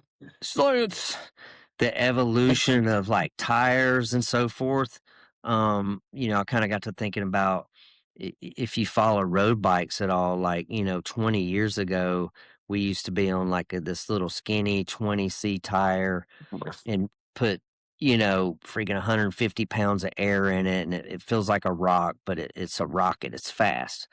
But now, guys, even in like the Tour de France, have gone to like a 30C tire. So you got Hmm. this fat tire on a road bike, and I mean, we all know guys in the Tour de France, like they aren't doing anything for comfort. Like if it's not Yep. fast enough to win, like they'll do anything to win, right? So what science has showed is what's fast in a race is what gets you from point A to point B. Um, in the fastest time, right? So momentum has now become, the key word in like the design of bicycles from road bikes all the way to downhill bikes. So those guys have figured out that those fatter tires over a long period, going through the bumps, all that, it's keeping that momentum going. And so coming back to like the cross country guy who doesn't maintain his suspension, um, you don't feel it. It feels fast because you're rocketing across the smooth ground, but over that point of A to B, the beginning to the end of the race, you aren't staying consistent at your best momentum. You aren't getting your best Yep. time start to finish. So having that suspension maintained properly and set up properly is actually really key. Yeah, that's sick. Yeah, I've seen some of that research on like the tire. So they're running like that, the fatter, more higher volume tire, but they're running that little lower air pressure because essentially just that little bit of, I'm not gonna even call it suspension, it is, but it's Yeah, almost yeah. like vibration reduction too. And I think it allows your body to stay at a higher peak performance because you have less of that vibration going through as well. Yeah, and it's like even the small bumps is interrupting your momentum. Yeah. So you guys have e-bikes, right? And Yeah. you've probably the e-bikes are heavier and we're talking outside of just pedaling, right? Let's say you're on a downhill section and there's bumps, especially on like loose terrain. So anywhere your wheels are getting kind of thrown off that consistent momentum. If you'll notice, you're probably faster on your e-bike through those sections, even though you're not pedaling and using the motor, Yep. because you're more planted from that weight. You're carrying through there much faster than you are, Yep. say, on your trail bike that may feel faster, but it's getting interrupted and it's disrupting that momentum. So I think that is kind of what I'm trying to explain with that, that carries through from the road to the cross country to the downhill. So anyway, Yeah, that makes sense. just a reason to keep your suspension maintained and set up properly. You know, these companies recommend a 50 to 100 hour service on just getting like oils and seals done. And dude, if you do that regularly, like especially on downhill where you're actually using the suspension a lot, it's very active, you can really feel a difference in getting those small services done on time. And hell yeah, brother. Hell yeah, brother. Well, I wanted before we get out of here, I do want to take a little bit of a rewind, a rewind, and talk about, because Chuck, dude, you're kind of one of those lifelong bicycle guys, man. The bike, I know, brings you a lot of happiness, which is why you do it, why you've done it for so long. But kind of take us back a little bit. I know, like I said earlier, you and I kind of chatted a week ago or so, and you told me a lot of things why you love the bike, and kind of just give us a little bit of kind of where you started and kind of how that that momentum has carried you through in the sport today.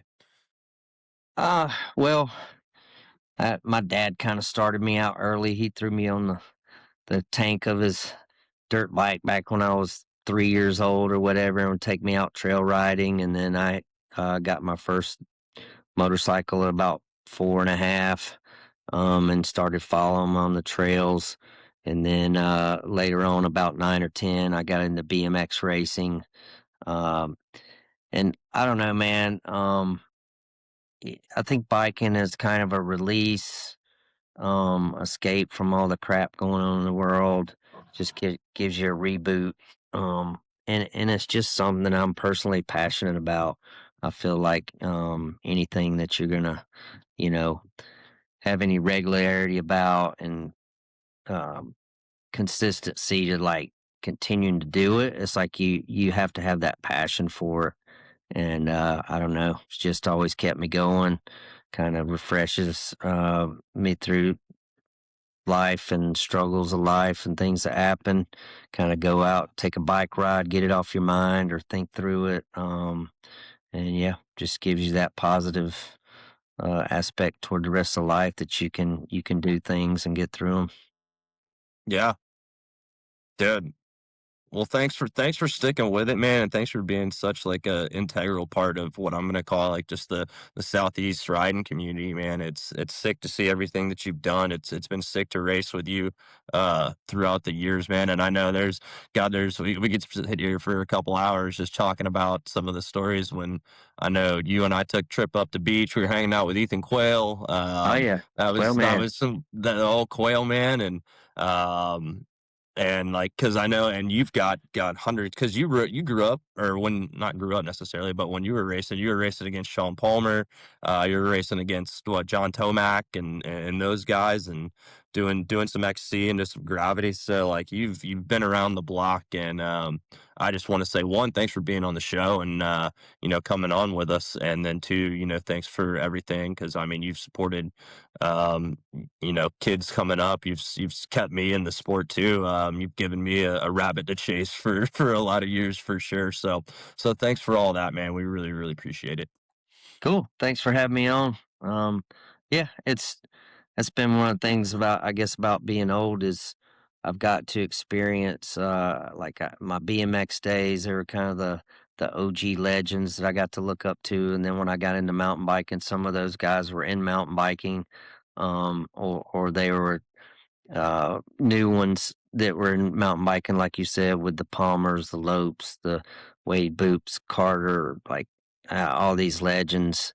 I was able to rub elbows with, and I was that privateer that was top of the privateer list, taking out, a factory guy every time I raced. And, I didn't end up really being like that popular on that scale of legendary.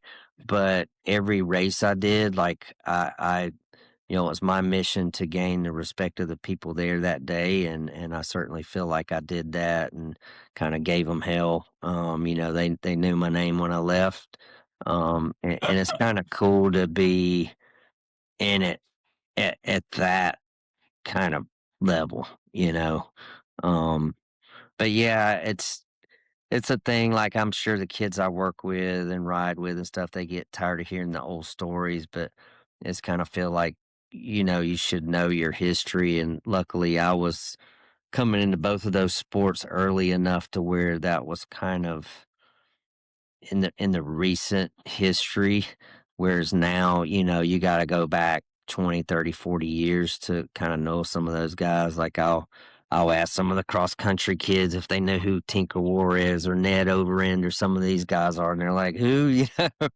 And I'm like, all right, go on YouTube and look up Chain Smoke and look up Headliners and some of those videos, and like do some research about where mountain bikes started with clunkers.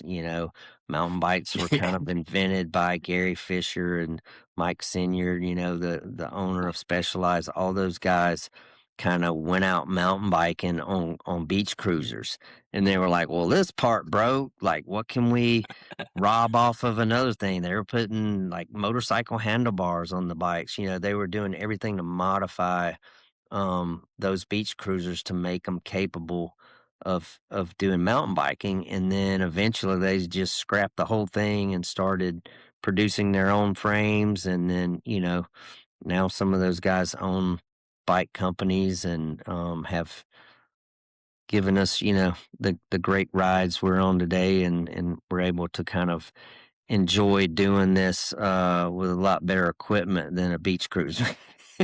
Yeah, right. Yeah. Well, dude, it was first of all very nice to meet you, and I'm already looking forward to the next time we have you on, because I literally probably have four more hour long questions that I want to ask you right now, and yeah, so I'm looking forward to that, and hopefully you'll come back on with us and talk about bikes some more and dive into some more things. I know we killed a lot about Windrock there, and a good amount of some other stuff, and yeah, thank you again, brother. And Yeah, thanks for having me on. I got your phone number now, so just yeah, look forward to maybe the three of us can get together and ride sometime soon. It's been a minute since I hung out with Yeah. Ross, so Yeah, man. yeah, we need to Be do cool. it. Are you I, off, I, or is Sonoya closed Sunday, Mondays? yeah, that's our Okay, days. We're closed. Boom, So meow. nice. There we go. That's my schedule too, so that works out. we're Yeah, we'll get together. Maybe go to Big Creek or something. I don't know. I don't get over that way very often. Maybe Atlanta or Atlanta. Atlanta. Ross, you need get to go some ride old Cochran get some Mill. Jareds or Huh? something. Yeah, dude, we got Jared's. I'm cool with that. Jared's, All yeah. right, so I kind of have my own trails, if you will. It's not my property. It's Camp Thunder. So it's way down south, but there's some unique trails. Probably most comparable to what, if you guys have been to Pine, Oh yeah, up like in Cartersville. I'm So real 15 minutes from here right now. oh That's sweet. my home trails. Yeah. But yeah, my spot's a great e-bike spot, and it's kind of, we had some enduro loops. I've kind of developed it in now to more like 4 downhill enduro-ish, kind of steeper trails. I was riding cross country and BMX and kind of mixing the elements to train for downhill, but I would get to Windrock or Snowshoe or somewhere, and like the whole first day of acclimation would be like, holy crap, this is steep. We got a 10-foot chute or something around here that's steep. And so anyway, I went and developed that hillside at Camp Thunder is pretty steep. It drops down to a river, and it's pretty epic spot. Like, where you're always going to see some kind of wildlife and whatnot there. trying to wrap up a gully trail that goes through these huge rock boulders, and we're flipping. We're flipping over a big rock a couple days ago, and there's like 3 or 4 rattlers the size of your arm under it, and so we kind of aborted mission. Okay, dude. I don't blame you. Yeah. So yeah, you always run into something cool like that, but yeah. Yeah, we'll have to sounds get like Ross together and I there. just need to go there. Yeah, minus the rattlesnakes. Yeah, Yeah, right. I Yeah, don't snake. as long as you're going downhill fast, I kind of don't worry about them. And then most of the climbs are kind of more open. You can kind of see what's crawling around the ground. So that's the way I like to keep it. Yeah, Yeah. Well, dude, I'm down to go check it out, man. me too, For bro. sure.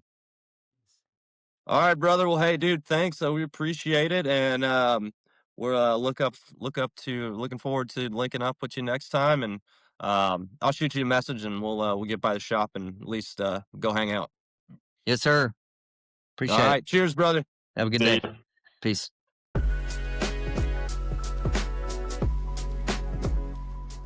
Before we wrap this up, huge thank you to the brands that make Ridin the Line possible. Big thanks to Specialized Bicycle Components. From trail bikes and EMTBs like the Levo platform to road, gravel, helmets, shoes, and some of the best tires in the game, they're not just building bikes. They're building the full ride experience. Whether you're racing, training, or just chasing better days on the trail, Specialized has it dialed from top to bottom. Check them out at specialized.com.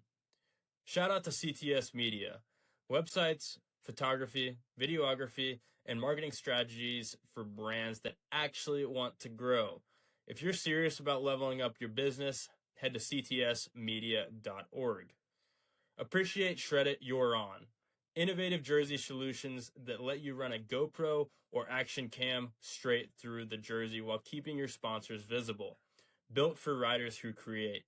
Check them out at shredityourOn.com. And big thanks to Gutter Getters, keeping homes dialed so you can stay focused on riding. We appreciate all of you supporting the sponsors and who support the show. We'll see you on the next one.